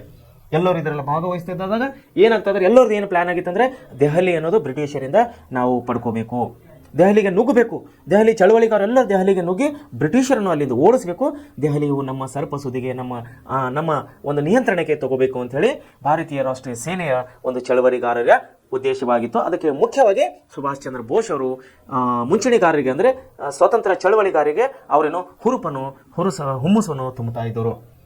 ಸೊ ನೋಡ್ರಿ, ಈ ಹಿನ್ನೆಲೆ ಸುಭಾಷ್ ಚಂದ್ರ ಆದೇಶದಂತೆ ಸಶಸ್ತ್ರ ಹೋರಾಟವನ್ನು ಅವರು ಬರ್ಮಾದ ಗಡಿಯಲ್ಲಿ ಆರಂಭಿಸಿದರು. ನೋಡಿ, ಈಗ ವಿದೇಶದಲ್ಲಿದ್ದಾರಲ್ಲ, ಭಾರತಕ್ಕೆ ಬರಬೇಕಲ್ಲ ದೆಹಲಿಯನ್ನು ಆಕ್ರಮಿಸಿಕೊಳ್ಳಲಿಕ್ಕೆ. ಬರ್ಮಾ ದೇಶದ ಒಂದು ಗಡಿಯಲ್ಲಿ ಅವ್ರು ಏನು ಮಾಡ್ತಿದ್ದರು, ಸಶಸ್ತ್ರ ಹೋರಾಟಗಳು ಅಂದರೆ ಎಲ್ಲ ಸೈನಿಕರಿಗೆ ಬೇಕಾದಂಥ ಎಲ್ಲ ಆಯುಧಗಳು, ಬಂದೂಕುಗಳು, ಗನ್ಗಳು, ಬಾರೂದುಗಳನ್ನು ಎಲ್ಲವನ್ನು ಅವರು ಸಂಗ್ರಹಣೆ ಮಾಡ್ತಾ ಇದ್ದರು. ಇವ್ರಿಗೆ ಯಾರು ನೇರವಾಗಿ ಸಹಾಯ ಮಾಡ್ತಾ ಇದ್ದರು? ಹಿಟ್ಲರ್, ಜರ್ಮನಿಯ ಸರ್ವಾಧಿಕಾರಿಯಾದಂಥ ಹಿಟ್ಲರನ್ನು ಸುಭಾಷ್ ಚಂದ್ರ ಬೋಸ್ ಅವರಿಗೆ ಇಲ್ಲಿ ಸಹಾಯ ಮಾಡ್ತಾ ಇದ್ದಾನೆ, ಸರ್ವ ರೀತಿಯಲ್ಲಿ ಸಹಾಯ ಮಾಡ್ತಾ ಇದ್ದಾನೆ. ಸರ್ವ ರೀತಿ ಅಂದರೆ ನಾವು ತನು ಮನ ಧನ ಅಂತ ಹೇಳಿ ಕರಿತೀವಿ ಇವತ್ತಿನ ಕಾಲದಲ್ಲಿ. ತನು ಮನ ಧನ ಅಂದರೆ ಅವರ ಸೈನಿಕರನ್ನು ಕೊಡೋದ್ರ ಮೂಲಕವಾಗಿ, ಅವರಿಗೆ ಹಣಕಾಸಿನ ನೆರವನ್ನು ಕೊಡೋದಕ್ಕಾಗಿ ಮತ್ತು ಅವರಿಗೆ ಬಂದೂಕು ಬಾರೂದುಗಳನ್ನು, ಆಯುಧಗಳನ್ನು ಕೊಡುವುದರ ಮೂಲಕವಾಗಿ ಇಲ್ಲಿ ಸರ್ವಾಧಿಕಾರಿಯಾದಂಥ ಹಿಟ್ಲರ್ನು ಸುಭಾಷ್ ಚಂದ್ರ ಬೋಸರಿಗೆ ಸಹಾಯ ಮಾಡ್ತಾ ಇದ್ದಾರೆ. ಸೊ ಸುಭಾಷ್ ಚಂದ್ರ ಬೋಸ್ ಅವರು ಎಲ್ಲ ಸೈನಿಕರನ್ನು, ತನ್ನ ಟೀಮ್ನ ಎಲ್ಲ ಒಂದು ಸ್ವತಂತ್ರ ಹೋರಾಟಗಾರನು ತೆಗೆದುಕೊಂಡು ಎಲ್ಲಿ ಬಂದರು? ಬರ್ಮಾದ ಗಡಿಯಲ್ಲಿ, ಭಾರತ್ ಮತ್ತು ಬರ್ಮಾದ ಗಡಿಯಲ್ಲಿ ಬಂದು ಅವರು ತನ್ನ ತಯಾರಿಯನ್ನು ಮಾಡ್ಕೋತಾ ಇದ್ದಾರೆ. ಯಾವ ರೀತಿ ದೆಹಲಿಗೆ ನುಗ್ಗಬೇಕು, ಬ್ರಿಟಿಷರಿಂದ ದೆಹಲಿ ಹೇಗೆ ನಾವು ವಶಪಡಿಸಿಕೊಡ್ಬೇಕು ಅನ್ನುವಂತಹ ಪ್ಲಾನ್, ಒಂದು ಯೋಜನೆ, ಒಂದು ಗುರಿಯನ್ನು ಅಲ್ಲಿ ಹಾಕುತ್ತಾ ಇದ್ದಾರೆ. ಸೊ ಏನಾಗ್ತದೆ, ಬ್ರಿಟಿಷರು ಮತ್ತು ಭಾರತೀಯ ರಾಷ್ಟ್ರೀಯ ಸೇನೆ ನಡುವೆ ತೀವ್ರವಾದಂತಹ ಯುದ್ಧ ನಡೆದಿದ್ದ ಸಂದರ್ಭದಲ್ಲಿ ಸುಭಾಷ್ ಅವರು ಆಕಸ್ಮಿಕವಾಗಿ ವಿಮಾನ ಅಪಘಾತದಲ್ಲಿ ಮಡಿದರು. ನೋಡಿ, ಎಂತಹ ಒಂದು ಸಂದರ್ಭದಲ್ಲಿ ಇಲ್ಲಿ INA ಭಾರತೀಯ ರಾಷ್ಟ್ರೀಯ ಸೇನೆ ಮತ್ತು ಬ್ರಿಟಿಷರಿಗೆ ಇಲ್ಲಿ ತುಂಬ ತೀವ್ರವಾದಂತಹ ಯುದ್ಧವನ್ನು ನಡೀತಾ ಇದೆ ದೆಹಲಿಯನ್ನು ವಶಪಡಿಸಿಕೊಳ್ಳಕ್ಕೆ. ಸ್ವತಂತ್ರ ಹೋರಾಟಗಾರರು, ಸುಭಾಷ್ ಚಂದ್ರ ಬೋಸರ ಸೈನಿಕರು ಏನು ಮಾಡ್ತಾ ಇದ್ದಾರೆ, ಬ್ರಿಟಿಷರಿಂದ ದೆಹಲಿಯನ್ನು ಕಿತ್ತುಕೊಳ್ಳಬೇಕಂತೇಳಿ ಪ್ರಯತ್ನ ಮಾಡ್ತಾ ಇದ್ದಾರೆ. ಅದನ್ನೇ ಉಳಿಸ್ಕೋಬೇಕಂತೇಳಿ ತೀವ್ರ ಪ್ರತಿಭಟನೆಯನ್ನು, ವಿರೋಧವನ್ನು ವ್ಯಕ್ತಪಡಿಸ್ತಾ ಇದೆ ಇಲ್ಲಿ ಬ್ರಿಟಿಷ್ ಸೇನೆಯು. ಸೊ ಇದರ ಮಧ್ಯದಲ್ಲಿ ಹೋರಾಡುವ ಸಂದರ್ಭದಲ್ಲಿ, ಯುದ್ಧದ ಸಂದರ್ಭದಲ್ಲಿ ವಿಮಾನದ ಅಪಘಾತದಲ್ಲಿ ಸುಭಾಷ್ ಚಂದ್ರ ಬೋಸ್ ಅವರು ಇಲ್ಲಿ ಮರಣವನ್ನು ಹೊಂದ್ತಾ ಇದ್ದಾರೆ. ನೋಡಿ, ವಿಮಾನ ಅಪಘಾತದಲ್ಲಿ ಇಲ್ಲಿ ಸುಭಾಷ್ ಚಂದ್ರ ಬೋಸ್ ಅವರು ಇಲ್ಲಿ ಸಾವನ್ನು ಹೋಗ್ತಾ ಇದ್ದಾರೆ. ಬರ್ಮಾದ ರಾಜಧಾನಿ ರಂಗೂನ್ ಬ್ರಿಟಿಷರ ವಶವಾಗಿದ್ದರಿಂದ, ಬರ್ಮಾ ದೇಶದ ರಾಜಧಾನಿ ರಂಗೂನ್ ಅನ್ನುವಂಥ ಪ್ರದೇಶವು ಬ್ರಿಟಿಷರ ವಶವಾಗ್ಬಿಡ್ತು. ಇಲ್ಲಿ ಏನಾಗ್ತದೆ, INA ಇಂಡಿಯನ್ ನ್ಯಾಷನಲ್ ಆರ್ಮಿಯು ಸೈನಿಕರನ್ನು ಬ್ರಿಟಿಷರು ಬಂಧಿಸಿದರು. ನಂತರ ದಿನಗಳಲ್ಲಿ ಗಾಂಧೀಜಿಯವರು ಸೇರಿದಂತೆ ಕಾಂಗ್ರೆಸ್ನ ಬಹುತೇಕ ನಾಯಕರೆಲ್ಲರೂ INA ಸೈನಿಕರನ್ನು ಬಂಧ ಮುಕ್ತ ಮಾಡುವಲ್ಲಿ ಶ್ರಮಿಸಿದರು. ಸೊ ಈ ರೀತಿಯಾಗಿ ಸುಭಾಷ್ ಚಂದ್ರ ಬೋಸ್ ಅವರು ತಮ್ಮ ಸ್ವತಂತ್ರ ಹೋರಾಟಕ್ಕೆ ತನ್ನದೇ ಆದಂತಹವನ್ನು ಕೊಡುಗೆ ಕೊಡ್ತಾ ಇದ್ದಾರೆ. ಅವರು ವಿದೇಶದಲ್ಲಿ ಉಳಿದುಕೊಂಡೇ ಎಲ್ಲ ಸೈನಿಕರನ್ನು ಸಂಘಟಿಸಿ ಬ್ರಿಟಿಷರನ್ನು ಭಾರತದಿಂದ ಓಡಿಸಬೇಕು, ಅವರನ್ನು ಇಲ್ಲಿಂದ ಸದೆ ಬಡಿಬೇಕು ಅಂತೇಳಿ ಅವರು ಪ್ರಯತ್ನವನ್ನು ಮಾಡುವುದರ ಮೂಲಕವಾಗಿ ಜರ್ಮನಿ ಸೇನಾ ಸರ್ವಾಧಿಕಾರಿಯಾದಂತಹ ಹಿಟ್ಲರ್ನ ಸಹಾಯವನ್ನು ತೆಗೆದುಕೊಂಡು ಇಲ್ಲಿ ಸೈನ್ಯವನ್ನು ದೆಹಲಿಗೆ ಆಕ್ರಮಣಕ್ಕಾಗಿ ಅವರು ಮುನ್ನುಗ್ಗಿಸ್ತಾ ಇದ್ದಾರೆ ಸುಭಾಷ್ ಚಂದ್ರ ಬೋಸ್ ಅವರು. ಸೊ ಕೆಟ್ಟ ಪರಿಸ್ಥಿತಿ ಸಮಯದಲ್ಲಿ ಇಲ್ಲಿ ಅವರ ಚಲಿಸುತ್ತಿದ್ದ ವಿಮಾನವು ಅಪಘಾತಕ್ಕೀಡಾಗಿ ಇಲ್ಲಿ ಸುಭಾಷ್ ಚಂದ್ರ ಬೋಸ್ ಅವರು ಸಾವನ್ನಪ್ಪುತ್ತಾ ಇದ್ದಾರೆ. ಇದರ ಪರಿಣಾಮವಾಗಿ ಇಲ್ಲಿ INA ಅಂದರೆ ರಾಷ್ಟ್ರೀಯ ಇಂಡಿಯನ್ ನ್ಯಾಷನಲ್ ಆರ್ಮಿಯು ಸೋಲು ಒಪ್ಕೋತಾ ಇದೆ. ಬ್ರಿಟಿಷರ ಸೇನೆಯು ಇಲ್ಲಿ ಜಯವನ್ನು ಗಳಿಸ್ತಾ ಇದೆ. ಜಯ ಗಳಿಸಿದ ನಂತರ ಬ್ರಿಟಿಷರು ಏನು ಮಾಡ್ತಾ ಇದ್ದಾರೆ, ಎಲ್ಲ ಸೈನಿಕರನ್ನು, ಭಾರತೀಯ ಸೈನಿಕರನ್ನು ಮತ್ತೆ ಯುದ್ಧ ಕೈದಿಗಳನ್ನಾಗಿ ಇವರನ್ನು ಬಂಧಿಸಿ ಸೆರೆಮನೆಯಲ್ಲಿ ಇಡ್ತಾ ಇದ್ದಾರೆ. ತದನಂತರ ಗಾಂಧೀಜಿಯವರನ್ನು ಮಧ್ಯಸ್ಥಿಕೆಯಿಂದ ಮತ್ತು ಭಾರತೀಯ ರಾಷ್ಟ್ರೀಯ ಕಾಂಗ್ರೆಸ್ನ ಹೋರಾಟದ ಮುಖಂಡರ ಮುಂದಾಳತ್ವದಲ್ಲಿ ಮತ್ತು ಗಾಂಧೀಜಿಯವರ ಒಂದು ಮುಂದಾಳತ್ವದಿಂದ ಗಾಂಧೀಜಿಯವರ ಒಂದು ಮಧ್ಯಸ್ಥಿಕೆಯಿಂದ ಬ್ರಿಟಿಷರು ಈ ಒಂದು ಯುದ್ಧದಲ್ಲಿ ಅಂದರೆ ಸುಭಾಷ್ ಚಂದ್ರ ಬೋಸ್ರ ಮುಂದಾಳತ್ವದಲ್ಲಿ ನಡೆದಂಥ ಯುದ್ಧ ಅಂದರೆ ದೆಹಲಿ ಮುತ್ತಿಗೆಯಲ್ಲಿ ನಡೆದಂಥ ಯುದ್ಧ ಎಲ್ಲ ಕೈದಿಗಳನ್ನು ಬಂದ ಮುಕ್ತ ಮಾಡುವಂತಹ ಒಂದು ಸನ್ನಿವೇಶಕ್ಕೆ ತಂದು ನಿಲ್ಲಿಸಿದ್ದಾರೆ ಗಾಂಧೀಜಿಯವರು. ಸೊ ಈ ರೀತಿಯಾಗಿ ಸುಭಾಷ್ ಚಂದ್ರ ಬೋಸರು ತನ್ನದೇ ಆದಂಥ ಒಂದು ಕೊಡುಗೆ ನಮ್ಮ ಭಾರತ ಸ್ವಾತಂತ್ರ್ಯಕ್ಕಾಗಿ ಅವರು ತಮ್ಮ ವೀರ ಮರಣವನ್ನು ಒಪ್ಪುತ್ತಾ ಇದ್ದಾರೆ. ಸುಭಾಷ್ ಚಂದ್ರ ಬೋಸರು ಆಜಾದ್ ಹಿಂದ್ ಫೌಜನ್ನು ಕಟ್ಟುವುದರ ಮೂಲಕವಾಗಿ ಬ್ಲ್ಯಾಕ್ ಫಾರ್ವರ್ಡ್ ಬ್ಲ್ಯಾಕ್ ಅನ್ನುವಂಥ ಪಕ್ಷವನ್ನು ಕಟ್ಟುವುದರ ಮೂಲಕವಾಗಿ INA ಇಂಡಿಯನ್ ನ್ಯಾಷನಲ್ ಆರ್ಮಿ ಸೇನೆಯ ಮುಂದಾಳತನ ವಹಿಸುವುದರ ಮೂಲಕವಾಗಿ ವಿದೇಶದಲ್ಲಿರುವಂಥ ಎಲ್ಲ ಭಾರತೀಯರನ್ನು ಒಗ್ಗೂಡಿಸುವುದರ ಮೂಲಕವಾಗಿ ಅವರು ಬ್ರಿಟಿಷರ ವಿರುದ್ಧವಾಗಿ ಸ್ವಾತಂತ್ರ್ಯಕ್ಕಾಗಿ ಅವರು ವೀರ ಮರಣವನ್ನು ಸಾವನ್ನಪ್ಪುತ್ತಾ ಇದ್ದಾರೆ ಸುಭಾಷ್ ಚಂದ್ರ ಬೋಸರು. ಸೊ ಹೀಗಾಗಿ ನಾವು ಇಷ್ಟೊತ್ತವಾಗಿ ಸುಭಾಷ್ ಚಂದ್ರ ಬೋಸರವಾಗಿ ವಿಷಯವಾಗಿ ನಾವು ಅಭ್ಯಾಸ ಮಾಡಿದ್ದೇವೆ ವಿದ್ಯಾರ್ಥಿಗಳೇ. ಈಗ ನಾವು ಡಾಕ್ಟರ್ BR ಅಂಬೇಡ್ಕರ್ ಅವರ ಬಗ್ಗೆ ನಾವು ಈಗ ಅಭ್ಯಾಸ ಮಾಡುವವರಾಗಿದ್ದೇವೆ. ಯಾಕಂದರೆ ಭಾರತ ದೇಶವು ಕೇವಲ ಒಬ್ಬರಿಬ್ಬರ ಒಂದು ಪ್ರಾಣ ತ್ಯಾಗದ ಮೂಲಕವಾಗಿ ನಮಗೆ ಇದು ಸಿಗಲಿಲ್ಲ, ಏನು ಸ್ವಾತಂತ್ರ್ಯ ಸಿಗಲಿಲ್ಲ. ಬದಲಾಗಿ ನೂರಾರು ಜನರು, ಸಾವಿರಾರು ಜನರು, ನಮ್ಮ ದೇಶ ಸೈನಿಕರು, ಹೋರಾಟಗಾರರು, ರೈತರು, ಕೂಲಿ ಕಾರ್ಮಿಕರು ಎಲ್ಲರೂ ಭಾಗವಹಿಸಿ ತನ್ನ ಪ್ರಾಣವನ್ನು ಕೊಟ್ಟಿದ್ದರ ಫಲವಾಗಿ ನಾವಿವತ್ತು ಭಾರತೀಯ ರಾಷ್ಟ್ರೀಯ ಸ್ವಾತಂತ್ರ್ಯವನ್ನು, ನಮ್ಮ ದೇಶದ ಸ್ವಾತಂತ್ರ್ಯವನ್ನು ನಾವು ಇವತ್ತು ಅನುಭವಿಸರಾಗಿದ್ದೇವೆ. ಸೊ ಇಲ್ಲಿವರೆಗೆ ನೋಡಿದಂಥ ನಮ್ಮ ಸುಭಾಷ್ ಚಂದ್ರ ಬೋಸರ ಕೊಡುಗೆಗಳನ್ನು ನೋಡಿದ್ದೇವೆ. ನಾವು ಇನ್ನು ಮುಂದೆ ನಾವು ಡಾಕ್ಟರ್ BR ಅಂಬೇಡ್ಕರ್ ಅವರ ವಿಷಯವಾಗಿ ಓದುವವರಾಗಿದ್ದೇವೆ. ಡಾಕ್ಟರ್ BR ಅಂಬೇಡ್ಕರ್ ಅವರ ವಿಷಯವಾಗಿ ನಾವು ಇವತ್ತು ಓದುವವರಾಗಿದ್ದೇವೆ. ಸೊ ವಿದ್ಯಾರ್ಥಿಗಳೇ, ತಮ್ಮೆಲ್ಲರಿಗೂ ಗೊತ್ತಿದ್ದ ಹಾಗೆ ಡಾಕ್ಟರ್ ಬಾಬಾ ಸಾಹೇಬ್ ಅಂಬೇಡ್ಕರ್ ಏನಂತಾರೆ ಇದು ಡಾಕ್ಟರ್ ಬಾಬಾ ಸಾಹೇಬ್ ಅಂಬೇಡ್ಕರ್ ರೀ, ಡಾಕ್ಟರ್ ಅಂತ ಅವ್ರದ್ದು ಬಿರುದಿತ್ತು ಬಿಡ್ರಿ. BR ಅಂಬೇಡ್ಕರ್ ಅಂದರೆ ಭೀಮ್ರಾವ್ ರಾಮ್ಜಿ ಅಂಬೇಡ್ಕರ್. ಅವರ ಫುಲ್ ಹೆಸರು ಭೀಮ್ರಾವ್ ರಾಮ್ಜಿ ಅಂಬೇಡ್ಕರ್. B ಅಂದರೆ ಭೀಮ್ರಾವ್, R ಅಂದರೆ ರಾಮ್ಜಿ, ಅಂಬೇಡ್ಕರ್ ಅವರ ಮನೆತನದ ಹೆಸರು. ಸೊ ವಿದ್ಯಾರ್ಥಿಗಳ ಅಂಬೇಡ್ಕರ್ ವಿಷಯವಾಗಿ ನಾವು ಇವತ್ತು ಹೇಳಬೇಕಾದ್ರೆ ಎಷ್ಟು ಹೇಳಿದರೂ ಕೂಡ ಕಡಿಮೆ ಇದೆ. ಅವ್ರ ಬಗ್ಗೆ ನಾವು ಎಷ್ಟೇ ಮಾತನಾಡಿದರೂ ಕೂಡ ಕಡಿಮೆ ಇದೆ. ಅವರೊಬ್ಬ ಮಹಾ ಮಾನವತಾವಾದಿ. ದೇವರ ಒಂದು ಚಿತ್ತದಿಂದಲೇ ಅಂಬೇಡ್ಕರ್ ಅವರು ನಮ್ಮ ದೇಶದಲ್ಲಿ ಜನಿಸಿದ್ದಾರೆ ಅಂದರೂ ಕೂಡ ಏನು ತಪ್ಪಾಗಲಿಕ್ಕಿಲ್ಲ. ಯಾಕೆಂದರೆ ಆವತ್ತಿನ ಸಮಯದಲ್ಲಿ 1930, 35, 40 ಸ್ವಾತಂತ್ರ್ಯ ಹೋರಾಟದ ಸನ್ನಿವೇಶದಲ್ಲಿ ಏನಾಗ್ತಾ ಇತ್ತು, ಒಂದು ಕಡೆ ಸ್ವಾತಂತ್ರ್ಯ ಹೋರಾಟದ ಕಿಚ್ಚು, ಎರಡನಾಗಿ ದೀನ ದಲಿತರ ಶೋಷಣೆ. ದೇಶದಲ್ಲಿ ನಡೆಯುವಂತಹ ದೀನ ದಲಿತರ ಶೋಷಣೆಯು ಅತಿ ವಿಪರೀತವಾಗಿ ಹೋಗಿಬಿಟ್ಟಿತ್ತು. ಯಾಕೆಂದರೆ ನಮ್ಮ ದಲಿತರಿಗೆ ಯಾವುದೇ ಬಾವಿಯಲ್ಲಿ ನೀರು ಕುಡಿಯುವ ಹಾಗೆ ಮುಟ್ಟಂಗಿಲ್ಲ, ಯಾವ ಬಾವಿಗೆ ನೀರು ಮುಟ್ಟಂಗಿಲ್ಲ, ಯಾವುದೇ ಶಾಲೆಗೆ ಹೋಗಂಗಿಲ್ಲ, ಯಾವುದೇ ದೇವಸ್ಥಾನಕ್ಕೆ ಹೋಗಂಗಿಲ್ಲ. ಸವರ್ಣೀಯರು ದಲಿತರನ್ನು ಮುಟ್ಕೊಳ್ತಾ ಇದ್ದಿಲ್ಲ. ದನಗಳ ಹಾಗೆ, ಏನಂತಾರೆ ಪಶುಗಳ ಹಾಗೆ ಒಂಥರ ವರ್ತನೆಯನ್ನು ಮಾಡ್ತಾ ಇದ್ದರು ಆವತ್ತಿನ ಕಾಲದಲ್ಲಿ ದೀನ ದಲಿತರಿಗೆ. ಸೊ ಡಾಕ್ಟರ್ ಬಾಬಾ ಸಾಹೇಬ್ ಅಂಬೇಡ್ಕರ್ ಅವತ್ತಿನ ಕಾಲದಲ್ಲಿ ಸ್ವಾತಂತ್ರ್ಯ ಹೋರಾಟದ ಒಂದು ಕಡೆ ಆದರೆ ನಮ್ಮ ದೀನ ದಲಿತರಿಗೆ ಸ್ವಾತಂತ್ರ್ಯ ಬೇಕು, ಅಥವಾ ನಮ್ಮ ದೀನ ದಲಿತರಿಗೆ ಮುಟ್ಟಿ ತಟ್ಟಿ ಅಸ್ಪೃಶ್ಯದಿಂದ ನಮಗೆ ಸ್ವಾತಂತ್ರ್ಯ ಬೇಕಂತೇಳಿ ಡಾಕ್ಟರ್ ಬಾಬಾ ಸಾಹೇಬ್ ಅಂಬೇಡ್ಕರ್ ಅವರು ಪಟ್ಟು ಹಿಡಿದುಕೊಂಡು ದೀನ ದಲಿತರ ಏಳಿಗೆಗಾಗಿ ಬಡವರ ಏಳಿಗೆಗಾಗಿ ಅಂಬೇಡ್ಕರ್ ಅವರು ಪಟ್ಟಂಥ ಶ್ರಮ ಅಷ್ಟಿಷ್ಟಲ್ಲ. ಅದು ಒಂದು ಸಂವಿಧಾನ, ನಮ್ಮ ಭಾರತ ದೇಶದ ಸಂವಿಧಾನವನ್ನು ರಚಿಸುವುದರ ಮೂಲಕವಾಗಿ ಹಾಗೂ ಭಾರತ ದೇಶದ ಎಲ್ಲ ಮಹಾನರು ಕರಡು ಸಮಿತಿ ಅಧ್ಯಕ್ಷರನ್ನಾಗಿ ಅಂಬೇಡ್ಕರ್ ಅವರಿಗೆ ನೇಮಿಸಿದ್ದಕ್ಕಾಗಿ ಇಡೀ ಜಗತ್ತಿನಲ್ಲಿಯೇ ಒಂದು ಬೃಹತ್ತಾದಂತಹ ಸಂವಿಧಾನವನ್ನು ರಚಿಸಲಿಕ್ಕೆ ಡಾಕ್ಟರ್ ಬಾಬಾ ಸಾಹೇಬ್ ಅಂಬೇಡ್ಕರ್ ಮೂಲಕವಾಗಿ ಇವತ್ತು ನಾವು ದೇಶದಲ್ಲಿ ಯಶಸ್ವಿಯಾದಂತಹ ಸಂವಿಧಾನವನ್ನು ಮುನ್ನಡೆಸಿಕೊಂಡು ಹೋಗ್ತಾ ಇದ್ದೇವೆ. ಸೊ ಅಂಬೇಡ್ಕರ್ ಅಂದ ತಕ್ಷಣ ನಮಗೆ ನೆನಪಾಗೋದು ಡಾಕ್ಟರ್ ಬಾಬಾ ಸಾಹೇಬ್ ಅಂಬೇಡ್ಕರ್ ಅಂದರೆ ಭಾರತ ಸಂವಿಧಾನ ಅಂದರೆ ಡಾಕ್ಟರ್ ಬಾಬಾ ಸಾಹೇಬ್ ಅಂಬೇಡ್ಕರ್ ಅನ್ನುವಷ್ಟು ಮಟ್ಟಿಗೆ ಅವರು ಕಷ್ಟಪಟ್ಟು ಹಗಲಿರುಳು ದುಡಿದು ಓದು ಬರೆದು ಇಡೀ ದೇಶದ ಜಗತ್ತಿನಂಥ ಎಲ್ಲ ದೇಶಗಳ ಸಂವಿಧಾನಗಳನ್ನು ಅಭ್ಯಾಸ ಮಾಡಿ ಯಾವ ದೇಶದಲ್ಲಿ ಯಾವ ಕಾನೂನುಗಳಿದೆ, ಅಮೆರಿಕದಲ್ಲಿ ಏನು ಕಾನೂನಿದೆ, ಇಂಗ್ಲೆಂಡ್ನಲ್ಲಿ ಬ್ರಿಟನ್ನಲ್ಲಿ ಏನು ಕಾನೂನಿದೆ, ಜಪಾನ್ ಜರ್ಮನಿಯಲ್ಲಿ ಏನು ಕಾನೂನುಗಳಿವೆ, ಅದೇ ಅಂಥ ಸಂವಿಧಾನ ಇದೆ, ಈ ಅಂಥ ಸಂವಿಧಾನ, ಎಲ್ಲ ಸಂವಿಧಾನಗಳನ್ನು ಓದಿಕೊಂಡು ಎಲ್ಲವನ್ನು ಅಭ್ಯಾಸ ಮಾಡಿ ನಮಗೆ ಅವಶ್ಯಕವಾದಂಥ ವಿಷಯಗಳು, ನಮ್ಮ ದೇಶಕ್ಕೆ ಬೇಕಾಗುವಂಥ ಅವಶ್ಯಕವಾದಂಥ ವಿಷಯಗಳನ್ನು ತೆಗೆದುಕೊಂಡು ಒಂದು ಸಪ್ರೇಟ್ ಆದಂಥ ಬುಕ್, ಧರ್ಮ ಗ್ರಂಥ ಹೇಳಿ ನಾವು ಕರಿಬೋದು. ನಮ್ಮ ದೇಶದ ಧರ್ಮ ಗ್ರಂಥ ಭಾರತ ಸಂವಿಧಾನ ಅನ್ನಂಥ ನಮ್ಮ ದೇಶದ ಒಂದು ಬೆಳಕನ್ನು ರಚಿಸಿದಂಥ ಡಾಕ್ಟರ್ ಬಾಬಾ ಸಾಹೇಬ್ ಅಂಬೇಡ್ಕರ್ ಬಗ್ಗೆ ನಾವು ಇವತ್ತು ಓದುವರಾಗಿದ್ದೇವೆ. ಸಾಮಾಜಿಕ ಸ್ವಾತಂತ್ರ್ಯವಿಲ್ಲದ ರಾಜಕೀಯ ಸ್ವಾತಂತ್ರ್ಯವು ಅರ್ಥಹೀನ ಎಂದು ಡಾಕ್ಟರ್ ಬಾಬಾ ಸಾಹೇಬ್ ಅಂಬೇಡ್ಕರ್ ಬಲವಾಗಿ ನಂಬಿದರು.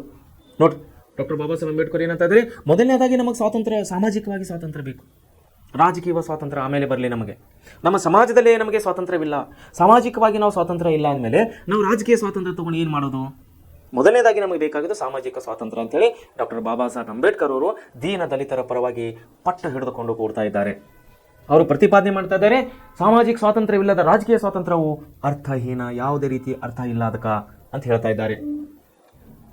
ಭಾರತದ ಶ್ರೇಣೀಕೃತ ವ್ಯವಸ್ಥೆಯಲ್ಲಿರುವ ನೋಡಿ, ಭಾರತದ ಶ್ರೇಣೀಕೃತ ವ್ಯವಸ್ಥೆಯಲ್ಲಿರುವ ಕಟ್ಟ ಕಡೆಯ ಮನುಷ್ಯನಿಗೆ ಸಾಮಾಜಿಕ ಮತ್ತು ಆರ್ಥಿಕ ಸ್ವಾತಂತ್ರ್ಯ ದೊರೆಯದಿದ್ದರೆ ರಾಜಕೀಯ ಸ್ವಾತಂತ್ರ್ಯಕ್ಕೆ ಅರ್ಥವಿಲ್ಲ ಅಂತ ಹೇಳ್ತಾ ಇದ್ದಾರೆ.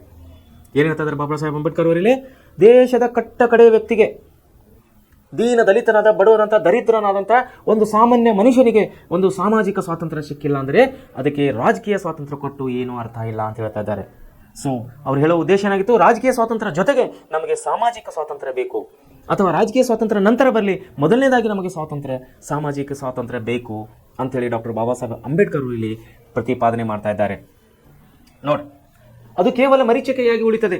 ಒಂದು ವೇಳೆ ಸಾಮಾಜಿಕವಾಗಿ ನಮಗೆ ಸ್ವಾತಂತ್ರ್ಯ ಸಿಕ್ಕಿಲ್ಲ, ರಾಜಕೀಯವಾಗಿ ಸ್ವಾತಂತ್ರ್ಯ ಸಿಕ್ಕಿದೆ, ಅದು ಕೇವಲ ನಾಮಕೆ ವಾಸ್ತೆ ಸ್ವಾತಂತ್ರ್ಯ ಆಗಿರ್ತದೆ. ಕೇವಲ ಹೆಸರಿಗೆ ಮಾತ್ರ ಮರೀಚಿಕೆಯಾಗಿ ಇರುತ್ತದೆ. ಕೇವಲ ಹೆಸರಿಗೆ ಮಾತ್ರ ನಮಗೆ ರಾಜಕೀಯ ಸ್ವಾತಂತ್ರ್ಯವಾಗಿರ್ತದೆ ವಿನಃ ನಮಗೆ ಸಾಮಾಜಿಕವಾಗಿ ಯಾವುದೇ ರೀತಿ ಸ್ವಾತಂತ್ರ್ಯ ಸಿಗುವುದಿಲ್ಲ ಅಂತ ಅಂಶವನ್ನು ಡಾಕ್ಟರ್ ಬಾಬಾ ಸಾಹೇಬ್ ಅಂಬೇಡ್ಕರ್ ಅವರು ಇಲ್ಲಿ ತಿಳಿ ಹೇಳ್ತಾ ಇದ್ದಾರೆ. ಅವರು ಭಾರತವನ್ನು ಕೇವಲ ಒಂದು ರಾಜಕೀಯ ಪರಿಕಲ್ಪನೆಯಾಗಿ ಕಾಣದೆ ಅದರ ಭಾವನಾತ್ಮಕ ಮುಖವನ್ನು ಪರಿಚಯಿಸ್ತಾ ಇದ್ದಾರೆ. ಡಾಕ್ಟರ್ ಬಾಬಾ ಸಾಹೇಬ್ ಅಂಬೇಡ್ಕರ್ ಏನಂತಾರೆ? ಇದು ಕೇವಲ ಒಂದು ರಾಜಕೀಯವಾಗಿ ನೋಡಬೇಡ್ರಿ, ಇದು ಭಾರತ ದೇಶವನ್ನು, ಇಡೀ ಅಖಂಡ ಭಾರತ ದೇಶವನ್ನು ಕೇವಲ ಒಂದು ರಾಜಕೀಯವಾಗಿ ನೋಡಬೇಡಿ, ಒಂದು ಭಾವನಾತ್ಮಕವಾಗಿ ನೋಡಿ ಅಂತ ಹೇಳ್ತಾ ಇದ್ದಾರೆ. ಒಂದು ಮನುಷ್ಯತ್ವ ಆಧಾರದ ಮೇಲೆ ಮನುಷ್ಯ ಹುಟ್ಟಿದ ಮೇಲೆ ಮನುಷ್ಯನಿಗೆ ಮನುಷ್ಯತ್ವ ಬೇಕು. ಸೊ ಅಸ್ಪೃಶ್ಯರಿಂದ ಸವರ್ಣರಿಂದ ಅಸ್ಪೃಶ್ಯರಿಗೆ ಆಗುವಂಥ ಒಂದು ಏನಂತಾರೆ ಅಪಮಾನ, ಒಂದು ಅನ್ಯಾಯವನ್ನು ಸರಿಪಡಿಸದೆ ಹೋದರೆ ನಮಗೆ ರಾಜಕೀಯ ಸ್ವಾತಂತ್ರ್ಯ ಬಂದು ಯಾವುದೇ ರೀತಿ ಉಪಯೋಗ ಇಲ್ಲ. ಮೊದಲನೇದಾಗಿ ನಮಗೆ ಬೇಕಾಗಿ ಸಾಮಾಜಿಕ ಸ್ವಾತಂತ್ರ್ಯ. ಸವರ್ಣರಿಂದ ನಮ್ಮ ದಲಿತರಿಗೆ, ಸವರ್ಣದಿಂದ ನಮ್ಮ ದೀನ ಬಡವರಿಗೆ, ನಮ್ಮ ಕಡು ಬಡವರಾದಂತಹ ದೀನ ದಲಿತರಿಗೆ ನಮಗೆ ಮೊದಲನೇದಾಗಿ ಸಾಮಾಜಿಕ ಸ್ವಾತಂತ್ರ್ಯ ಬೇಕು, ಆಮೇಲೆ ನಮಗೆ ರಾಜಕೀಯ ಸ್ವಾತಂತ್ರ್ಯ ಕೊಡಿ ಅಂಥೇಳಿ ಡಾಕ್ಟರ್ ಬಾಬಾ ಸಾಹೇಬ್ ಅವರು ಹೇಳ್ತಾ ಇದ್ದಾರೆ. ಇದು ಕೇವಲ ಪರಿಕಲ್ಪನೆಯಾಗಿ ಕಾಣದೆ ಅದರ ಭಾವನಾತ್ಮಕವಾಗಿ ನೋಡ್ರಿ ಅಂತ ಹೇಳ್ತಾ ಇದ್ದಾರೆ ಅವರು. ಮುಂದೆ ನೋಡ್ರಿ, ಇವರು ಜಾತಿ ವ್ಯವಸ್ಥೆಯ ಬಗ್ಗೆ ಅಧ್ಯಯನ ನಡೆಸಿ, ಯಾರು? ಡಾಕ್ಟರ್ ಬಾಬಾ ಸಾಹೇಬ್ ಅಂಬೇಡ್ಕರ್ ಅವರು ಜಾತಿ ವ್ಯವಸ್ಥೆ ನಮ್ಮ ಭಾರತದ ಅವತ್ತಿನ ಸಮಯದಲ್ಲಿ ಅನೇಕ ಕೆಟ್ಟ ಪರಿಣಾಮಗಳಿಂದ ಕೂಡಿದ, ಅನೇಕ ಕೆಟ್ಟ ನೀತಿ ನಿಯಮಗಳಿಂದ ಕೂಡಿದಂತಹ ಒಂದು ಜಾತಿ ವ್ಯವಸ್ಥೆಯು ನಮ್ಮ ಭಾರತ ದೇಶದಲ್ಲಿ ಚಾಲ್ತಿ ಇತ್ತು. ಉದಾಹರಣೆಗೆ ಬ್ರಾಹ್ಮಣ, ಕ್ಷತ್ರಿಯ, ವೈಶ್ಯ, ಶೂದ್ರ ಅನ್ನಂಥ ಒಂದು 4 ಪಂಗಡಗಳು, 4 ಜಾತಿಗಳು ಇಲ್ಲಿ ವಾಸ ಮಾಡ್ತಾ ಇದ್ದವರು. ಅದರಲ್ಲಿ ಬ್ರಾಹ್ಮಣನು ಪೂಜಾರಿ ಆಗಿದ್ದರೆ ಕ್ಷತ್ರಿಯನು ಯುದ್ಧಕ್ಕೆ ಹೋಗಬೇಕಾಗಿತ್ತು, ಮತ್ತು ವೈಶ್ಯನು ವ್ಯಾಪಾರಕ್ಕೆ ಹೋದರೆ, ದಲಿತರು ಶೂದ್ರರು ಏನು ಮಾಡಬೇಕಾಗು? ಈ 3 ಜನರ ಅಂದರೆ ಬ್ರಾಹ್ಮಣ, ಕ್ಷತ್ರಿಯ, ವೈಶ್ಯರು ಈ 3 ಜನರ ಸಮುದಾಯಗಳ ಸೇವೆ ಮಾಡಲಿಕ್ಕೆ ಇವರು ಇದ್ದರು ಅವತ್ತಿನ ಕಾಲದಲ್ಲಿ ಶೂದ್ರರು. ಸೊ 3 ಜನರಿಂದ, 3 ಸಮಾಜದಿಂದ ಶೋಷಣೆಗೆ ಒಳಗಾಗುತ್ತಿದ್ದಾರೆ. ಶೂದ್ರ ಸಮುದಾಯವನ್ನು ಮೇಲೆತ್ತುವಂತಹ ಒಂದು ಪ್ರಯತ್ನವನ್ನು ಡಾಕ್ಟರ್ ಬಾಬಾ ಸಾಹೇಬರು ಅವತ್ತಿನ ಕಾಲದಲ್ಲಿ ಪ್ರಯತ್ನ ಮಾಡ್ತಾ ಇದ್ದರು. ನೋಡ್ರಿ, ಅದೇ ಹೇಳ್ತಾ ಇದ್ದಾರೆ, ಅಸ್ಪೃಶ್ಯರು ಕನಿಷ್ಠ ಮಟ್ಟದ ಅವಕಾಶಗಳಿಂದ ವಂಚಿತರಾಗಿರುವುದನ್ನು ರೂಪಿಸಲು ಮಹಾಡ್ ಕರೆ ಮತ್ತು ಕಲಾರಾಮ್ ದೇವಾಲಯ ಚಳವಳಿಗಳನ್ನು ರೂಪಿಸಿದರು. ನೋಡ್ರಿ, ಕನಿಷ್ಠ ಅವಕಾಶಗಳು ಅಂದರೆ ಶೂದ್ರರು ದೇವರಿಗೆ ಹೋಗಿ ಮುಟ್ಟಿ ನಮಸ್ಕಾರ ಮಾಡುವಂಥ ಒಂದು ಪರಿಸ್ಥಿತಿ ಕೂಡ ಅವತ್ತಿನ ಕಾಲದಲ್ಲಿ ಇದ್ದಿಲ್ಲ. ದೇವರಿಗೆ ಹೋಗಿಬಿಡಿ ದೇವಸ್ಥಾನಕ್ಕೆ ಮುಟ್ಟುವಂಥ ಒಂದು ಪರಿಸ್ಥಿತಿ ಅವತ್ತಿನ ಕಾಲದಲ್ಲಿ ಇದ್ದಿಲ್ಲ.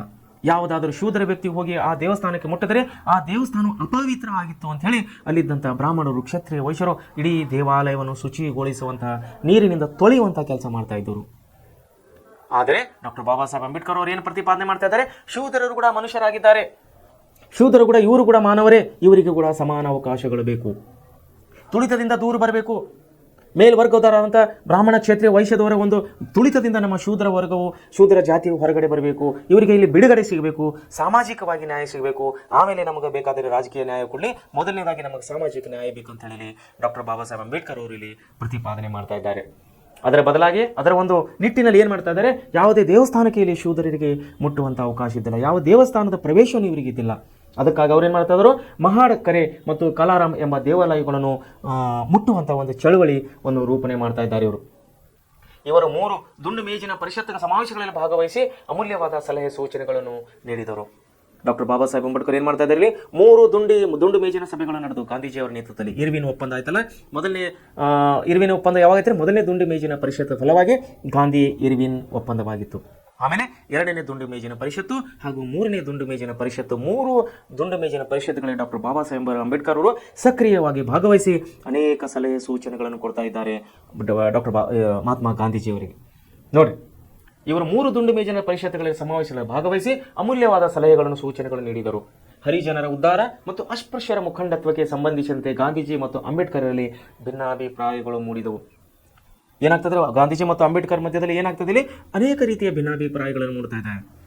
ಗಾಂಧೀಜಿಯವರ ದೇಶಕ್ಕೆ ಸ್ವಾತಂತ್ರ್ಯ ಸಿಗಲಿ ಅಂತೇಳಿ ಅವರು ಪ್ರಯತ್ನ ಮಾಡ್ತಾ ಇದ್ದಾರೆ. ಆದರೆ ಅಂಬೇಡ್ಕರ್ ಅವರು ನಮ್ಮ ದಲಿತ ಸಮುದಾಯಕ್ಕೆ ಮೊದಲು ನಮಗೆ ಸ್ವಾತಂತ್ರ್ಯ ಸಿಗಲಿ, ಸಮಾಜದಿಂದ ನಮಗೆ ಸಮಾನತೆ ಸಿಗಲಿ ಅಂತೇಳಿ ಡಾಕ್ಟರ್ ಬಾಬಾ ಸಾಹೇಬ್ ಅಂಬೇಡ್ಕರ್ ಅವರು ಪ್ರತಿಪಾದನೆ ಮಾಡ್ತಾ ಇದ್ದಾರೆ. ಮೊದಲನೇದಾಗಿ ನಮಗೆ ಸಾಮಾಜಿಕ ಸಮಾನತೆ ಬೇಕು, ಆಮೇಲೆ ನಮಗೆ ರಾಜಕೀಯ ಸಮಾನತೆ ಬೇಕಂತ ಡಾಕ್ಟರ್ ಬಾಬಾ ಸಾಹೇಬ್ ಅಂಬೇಡ್ಕರ್ ಹೇಳಿದರೆ, ಗಾಂಧೀಜಿಯವರು ಏನು ಹೇಳ್ತಾ ಇದ್ದಾರೆ, ಇಲ್ಲ ಮೊದಲು ಅದು ಸಾಮಾಜಿಕ ಸಮಾನತೆ ಆಮೇಲೆ ಮಾಡೋಣ, ನಮ್ಮ ಆಂತರಿಕ ವಿಷಯ ಇದು. ಆದರೆ ಬ್ರಿಟಿಷರನ್ನು ಇಲ್ಲಿಂದ ಮೊದಲು ಓಡಿಸೋಣ, ದೇಶವು ಸ್ವಾತಂತ್ರ್ಯವನ್ನಾಗಿ ಮಾಡಿಸೋಣ ಅಂಥೇಳಿ ಮಹಾತ್ಮ ಗಾಂಧೀಜಿಯವರು ಇಲ್ಲಿ ಪಟ್ಟು ಹಿಡಿತಾ ಇದ್ದಾರೆ. ಸೊ ಇವೆರಡು ವಿಷಯಗಳು ಮಧ್ಯದಲ್ಲಿ ಇಲ್ಲಿ ಗಾಂಧೀಜಿಯವರಿಗೆ ಮತ್ತು ಡಾಕ್ಟರ್ ಬಾಬಾ ಸಾಹೇಬ್ ಅಂಬೇಡ್ಕರ್ ಅವರಿಗೆ ಅನೇಕ ವಿಷಯಗಳಲ್ಲಿ ಭಿನ್ನಾಭಿಪ್ರಾಯಗಳು ಬರ್ತಾ ಇದ್ದಾವೆ. ನೋಡಿ, ಅಸ್ಪೃಶ್ಯ ರಕ್ಷಣೆಗಾಗಿ ಪ್ರತ್ಯೇಕ ಮತಕ್ಷೇತ್ರಗಳನ್ನು ಬಯಸಿದ್ದು ಗಾಂಧಿ ಮತ್ತು ಅಂಬೇಡ್ಕರ್ ನಡುವೆ ವಿವಾದಕ್ಕೂ ಕಾರಣವಾಯಿತು. ಏನಂತ ಇದ್ರೆ ಡಾಕ್ಟರ್ ಬಾಬಾ ಸಾಹೇಬ್ ಅಂಬೇಡ್ಕರ್ ಏನು ಹೇಳಿದ್ರಿ, 1939 ಇಂಡಿಯನ್ ಭಾರತೀಯ ಮಸೂದೆ ಕೌನ್ಸಿಲ್ ಕಾಯ್ದೆ ಪ್ರಕಾರ ನಮಗೆ ಪ್ರತ್ಯೇಕವಾದಂಥ ಮೀಸಲಾತಿ ಬೇಕಂತೆ ಡಾಕ್ಟರ್ ಬಾಬಾ ಸಾಹೇಬ್ ಅಂಬೇಡ್ಕರ್ ಕುಂತಾಗ ಮತಕ್ಷೇತ್ರಗಳು MLA MP ಕಾನ್ಸ್ಟಿಟ್ಯೂಷನ್ ಮತಕ್ಷೇತ್ರಗಳು ನಮಗೆ ಸಪ್ರೇಟ್ ಆಗಿ ಬೇಕಂತೇಳಿ ಕೂತಿನಾಗ ಅವಾಗೇನಾಯ್ತು, ಡಾಕ್ಟರ್ ಬಾಬಾ ಸಾಹೇಬ್ ಅಂಬೇಡ್ಕರ್ ಅವರಿಗೆ ಮತ್ತು ಮಹಾತ್ಮ ಗಾಂಧೀಜಿಯವರಿಗೆ ವಿರುದ್ಧವಾದಂಥ ವೈಮನಸ್ಸುಗಳು ಬಂದು ಬಿಟ್ಟಿದ್ದವು. ಮುಂದೆ ವಿವಾದಕ್ಕೂ ಕಾರಣವಾಗಿತ್ತದು. ಇವರು ಬರೋಡಾ ಮಹಾರಾಜರ ಗಡಿಯಲ್ಲಿ ದಿವಾನರಾಗಿದ್ದರು. ಮುಂಬೈ ಲೆಜಿಸ್ಲೇಟಿವ್ ಕೌನ್ಸಿಲ್ ಮತ್ತು ನಂತರದಲ್ಲಿ ವೈಸ್ರಾಯ್ ಎಕ್ಸಿಕ್ಯೂಟಿವ್ ಕೌನ್ಸಿಲ್ನಲ್ಲೂ ಸಹ ಅತ್ಯಂತ ಮುತುವರ್ಜಿಯಿಂದ ಕಾರ್ಯಭಾರವನ್ನು ನಿಭಾಯಿಸ್ತಾ ಇದ್ರು ಡಾಕ್ಟರ್ ಬಾಬಾ ಸಾಹೇಬ್ ಅಂಬೇಡ್ಕರ್ ಅವರು. ಏನು ಮಾಡ್ತಾ ಇದ್ರು, ಬರೋಡಾ ಮಹಾರಾಜರ ದಿವಾನರಾಗಿದ್ದರು ಬಾಬಾ ಸಾಹೇಬ್ ಅಂಬೇಡ್ಕರ್ ಅವರು. ಹಾಗೂ ಇನ್ನೊಂದೇನಾಗಿದ್ದರು, Mumbai legislative council, Mumbai MLA ಅಂದರೆ ಮುಂಬೈ ಅಸೆಂಬ್ಲಿಯ ಕೌನ್ಸಿಲ್, ನಂತರದ ವೈಸ್ರಾಯ್ ಎಕ್ಸಿಕ್ಯೂಟಿವ್ ಕೌನ್ಸಿಲ್ನಲ್ಲೂ ಇವರು ಅತ್ಯಂತ ಮುತುವರ್ಜಿಯಿಂದ ಕೆಲಸ ಮಾಡ್ತಾ ಇದ್ರು ಡಾಕ್ಟರ್ ಬಾಬಾ ಸಾಹೇಬ್ ಅಂಬೇಡ್ಕರ್ ಅವರು. ಹೀಗೆ ಅಂಬೇಡ್ಕರ್ ಕಾಂಗ್ರೆಸ್ ಪಕ್ಷವನ್ನು ಸೇರಿದೆ. ಡಾಕ್ಟರ್ ಬಾಬಾ ಸಾಹೇಬ್ ಅಂಬೇಡ್ಕರ್ ಭಾರತೀಯ ರಾಷ್ಟ್ರೀಯ ಕಾಂಗ್ರೆಸ್ ಪಕ್ಷವನ್ನು ಸೇರಲಿಲ್ಲ. ಸ್ವತಂತ್ರ ಹೋರಾಟದ ಸಮಯದಲ್ಲಿ ಅನೇಕ ಮುಖಂಡರು ಭಾರತೀಯ ರಾಷ್ಟ್ರೀಯ ಕಾಂಗ್ರೆಸ್ ಪಕ್ಷವನ್ನು ಸೇರಿದರು. ಆದರೆ ಡಾಕ್ಟರ್ ಬಾಬಾ ಸಾಹೇಬ್ ಅಂಬೇಡ್ಕರ್ ಅವರು ಸೇರಲಿಲ್ಲ. ಏನು ಮಾಡಿದ್ರು ಅವರು, ಪಕ್ಷವನ್ನು ಸೇರದೆ ಬಹಿಷ್ಕೃತ ಹಿತಕಾರಣಿ ಸಭಾ ಎಂಬ ಸಂಘಟನೆಯನ್ನು ಹಾಗೂ ಸ್ವತಂತ್ರ ಕಾರ್ಮಿಕ ಪಕ್ಷ ಇಂಡಿಪೆಂಡೆಂಟ್ ಲೇಬರ್ ಪಾರ್ಟಿ ಎಂಬ ಸ್ವತಂತ್ರ ಪಕ್ಷವನ್ನು ಸ್ಥಾಪಿಸಿದರು. ಇವರೇನು ಮಾಡಿದರು, ಭಾರತೀಯ ರಾಷ್ಟ್ರೀಯ ಕಾಂಗ್ರೆಸ್ನಲ್ಲಿ ಭಾಗವಹಿಸದೆ, ಆ ಪಕ್ಷದ ಸದಸ್ಯತ್ವವನ್ನು ತೆಗೆದುಕೊಳ್ಳದೆ, ಆ ಪಕ್ಷದ ಹೋರಾಟದಲ್ಲಿ ಭಾಗವಹಿಸದೆ ಇವರೇನು ಮಾಡಿದರು, ಡಾಕ್ಟರ್ ಬಾಬಾ ಸಾಹೇಬ್ ಅಂಬೇಡ್ಕರ್ ಸಪರೇಟ್ ತನ್ನದೇ ಆದಂಥ ಪ್ರತ್ಯೇಕ ಪಕ್ಷವನ್ನು ಪ್ರಾರಂಭ ಮಾಡ್ತಾ ಇದ್ದಾರೆ. ಅದರ ಹೆಸರು ಇಂಡಿಪೆಂಡೆಂಟ್ ಲೇಬರ್ ಪಾರ್ಟಿ.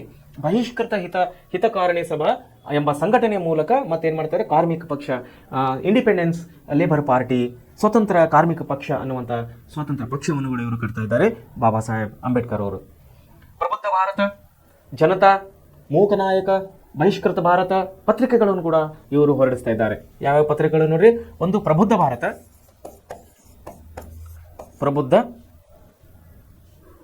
ಭಾರತ, ಆಮೇಲೆ ಜನತಾ,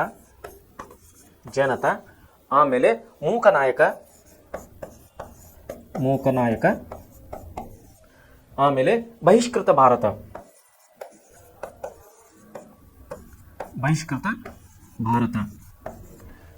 ಎನ್ನುವಂಥ ಈ ಪ್ರಮುಖವಾದಂತಹ ಪತ್ರಿಕೆಗಳನ್ನು ಹೊರಡಿಸುವುದರ ಮೂಲಕವಾಗಿ ಕಮ್ಯುನಿಸ್ಟ್ ಮತ್ತು ಸಮಾಜದ ಧೋರಣೆಗಳಿಂದ ದೂರವೇ ಉಳಿದು ಕೃಷಿ ಕಾರ್ಮಿಕರ ಏಳಿಗೆಗಾಗಿಯೂ ಇವರು ದುಡಿತಾ ಇದ್ದಾರೆ.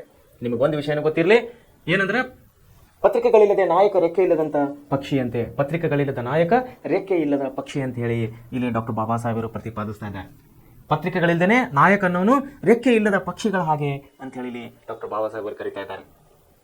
ಸ್ವಾತಂತ್ರ್ಯ ಭಾರತದ ದಿಕ್ಸೂಚಿಯಾಗಿ ನೋಡ್ರಿ, ಸ್ವಾತಂತ್ರ್ಯ ಭಾರತದ ದಿಕ್ಸೂಚಿಯಾಗಿ ಭಾರತದ ಸಂವಿಧಾನವನ್ನು ರಚಿಸಬೇಕಾಯಿತು. ಭಾರತ ಸ್ವತಂತ್ರ ಸಂವಿಧಾನವನ್ನು ರಚಿಸಬೇಕಾಯಿತು. ಸಂವಿಧಾನ ರಚನಾ ಸಭೆ ಅಧ್ಯಕ್ಷರಾಗಿ ಡಾಕ್ಟರ್ ಬಾಬಾ ರಾಜೇಂದ್ರ ಪ್ರಸಾದ್ ಅವರನ್ನು ಆಯ್ಕೆ ಮಾಡಲಾಯಿತು. ಮುಂದುವರಿದು ಸಂವಿಧಾನ ಕರಡು ಸಮಿತಿ ಅಧ್ಯಕ್ಷರನ್ನಾಗಿ ಡಾಕ್ಟರ್ BR ಅಂಬೇಡ್ಕರ್ ಅವರನ್ನು ಸಂವಿಧಾನ ರಚನಾ ಸಮಿತಿ ಸರ್ವಾನುಮತದಿಂದ ಇಲ್ಲಿ ಆಯ್ಕೆ ಮಾಡ್ತಾ ಇದ್ದಾರೆ. ಎರಡು ಸಭೆಗಳನ್ನು ನಾವು ಕಾಣ್ತಾ ಇದ್ದೇವೆ. ಒಂದು ಸಂವಿಧಾನ ರಚನಾ ಸಮಿತಿ ಒಂದು ಇಲ್ಲಿದೆ, ಇನ್ನೊಂದು ಕರಡು ಸಮಿತಿ ಒಂದಿದೆ ಇಲ್ಲಿ. ಕರಡು ಸಮಿತಿ ಅಧ್ಯಕ್ಷರಾಗಿ ಡಾಕ್ಟರ್ ಬಾಬಾ ಸಾಹೇಬ್ ಅಂಬೇಡ್ಕರ್ ಅವರನ್ನು ಆಯ್ಕೆ ಮಾಡ್ತಾ ಇದ್ದಾರೆ ಮತ್ತು ಸಂವಿಧಾನ ರಚನಾ ಸಮಿತಿಗೆ ಡಾಕ್ಟರ್ ರಾಜೇಂದ್ರ ಪ್ರಸಾದ್ ಅವರನ್ನು ಇಲ್ಲೆಲ್ಲ ನಾಯಕರು ಕೂಡಿ ಅವರನ್ನು ಸರ್ವಾನುಮತದಿಂದ ಆಯ್ಕೆ ಮಾಡ್ತಾ ಇದ್ದಾರೆ. ಎರಡು ಸಮಿತಿಗಳೇ, ಒಂದು ಕರಡು ಸಮಿತಿ, ಎರಡನೇದು ಸಂವಿಧಾನ ರಚನಾ ಸಮಿತಿ. ನೋಡಿ, ಸಂವಿಧಾನದಲ್ಲಿ ಸಮಾನತೆಯನ್ನು ಪ್ರತಿಪಾದಿಸಿ ಅಸ್ಪೃಶ್ಯತಾ ಆಚರಣೆ ವಿರುದ್ಧ ಕಾನೂನಿನ ರಕ್ಷಣೆಯನ್ನು ಒದಗಿಸಿದರು. ಡಾಕ್ಟರ್ ಬಾಬಾ ಸಾಹೇಬ್ ಅಂಬೇಡ್ಕರ್ ಏನ್ ಮಾಡ್ತಾ ಇದ್ದಾರೆ, ಅಸ್ಪೃಶ್ಯತೆಗೆ ಏನ್ ಮಾಡ್ತಾರೆ, ಕಾನೂನಿನ ರಕ್ಷಣೆಯನ್ನು ಕೊಡ್ತಾ ಇದ್ದಾರೆ. ಕೇವಲ ಹಾಗೆ ಸಂವಿಧಾನದಲ್ಲಿ ಬರ್ದಿಲ್ಲಲ್ಲ, ಅವುಗಳಿಗೆ ಕಾನೂನಿನ ರಕ್ಷಣೆ ಇದೆ. ಆಮೇಲೆ ಅಸ್ಪೃಶ್ಯತಾ ಆಚರಣೆಯನ್ನು ಅಪರಾಧವೆಂದು ಭಾರತ ಸಂವಿಧಾನವನ್ನು ಪರಿಗಣಿಸಿ ಸ್ವಾತಂತ್ರ್ಯ ಭಾರತದಲ್ಲಿ ಡಾಕ್ಟರ್ BR ಅಂಬೇಡ್ಕರ್ ಅವರು ದೇಶದ ಪ್ರಥಮ ಕಾನೂನು ಮಂತ್ರಿಯಾದವರು. ಈ ಒಂದು ಕೊಡುಗೆ ಅಸ್ಪೃಶ್ಯತೆಗೆ ನೀಡಿದ್ದಕ್ಕಾಗಿ, ಸ್ವತಂತ್ರ ಸಂವಿಧಾನ ರಚನೆ ಮಾಡಿದ್ದಕ್ಕಾಗಿ, ಅವರ ಶ್ರೇಯಸ್ಸು, ಅವರ ಒಂದು ಕಾರ್ಯ, ಅವರ ಒಂದು ಶ್ರಮವನ್ನು ನೋಡಿ ಎಲ್ಲರೂ ಏನು ಮಾಡ್ತಾ ಇದ್ದಾರೆ, ಮೊದಲನೇದಾಗಿ ಸ್ವತಂತ್ರ ಭಾರತದ ಮೊದಲನೇ ಕಾನೂನು ಮಂತ್ರಿಯನ್ನಾಗಿ ಡಾಕ್ಟರ್ ಬಾಬಾ ಸಾಹೇಬ್ ಅಂಬೇಡ್ಕರ್ ಅವರನ್ನು ಇಲ್ಲಿ ನೇಮಕ ಮಾಡ್ತಾ ಇದ್ದಾರೆ.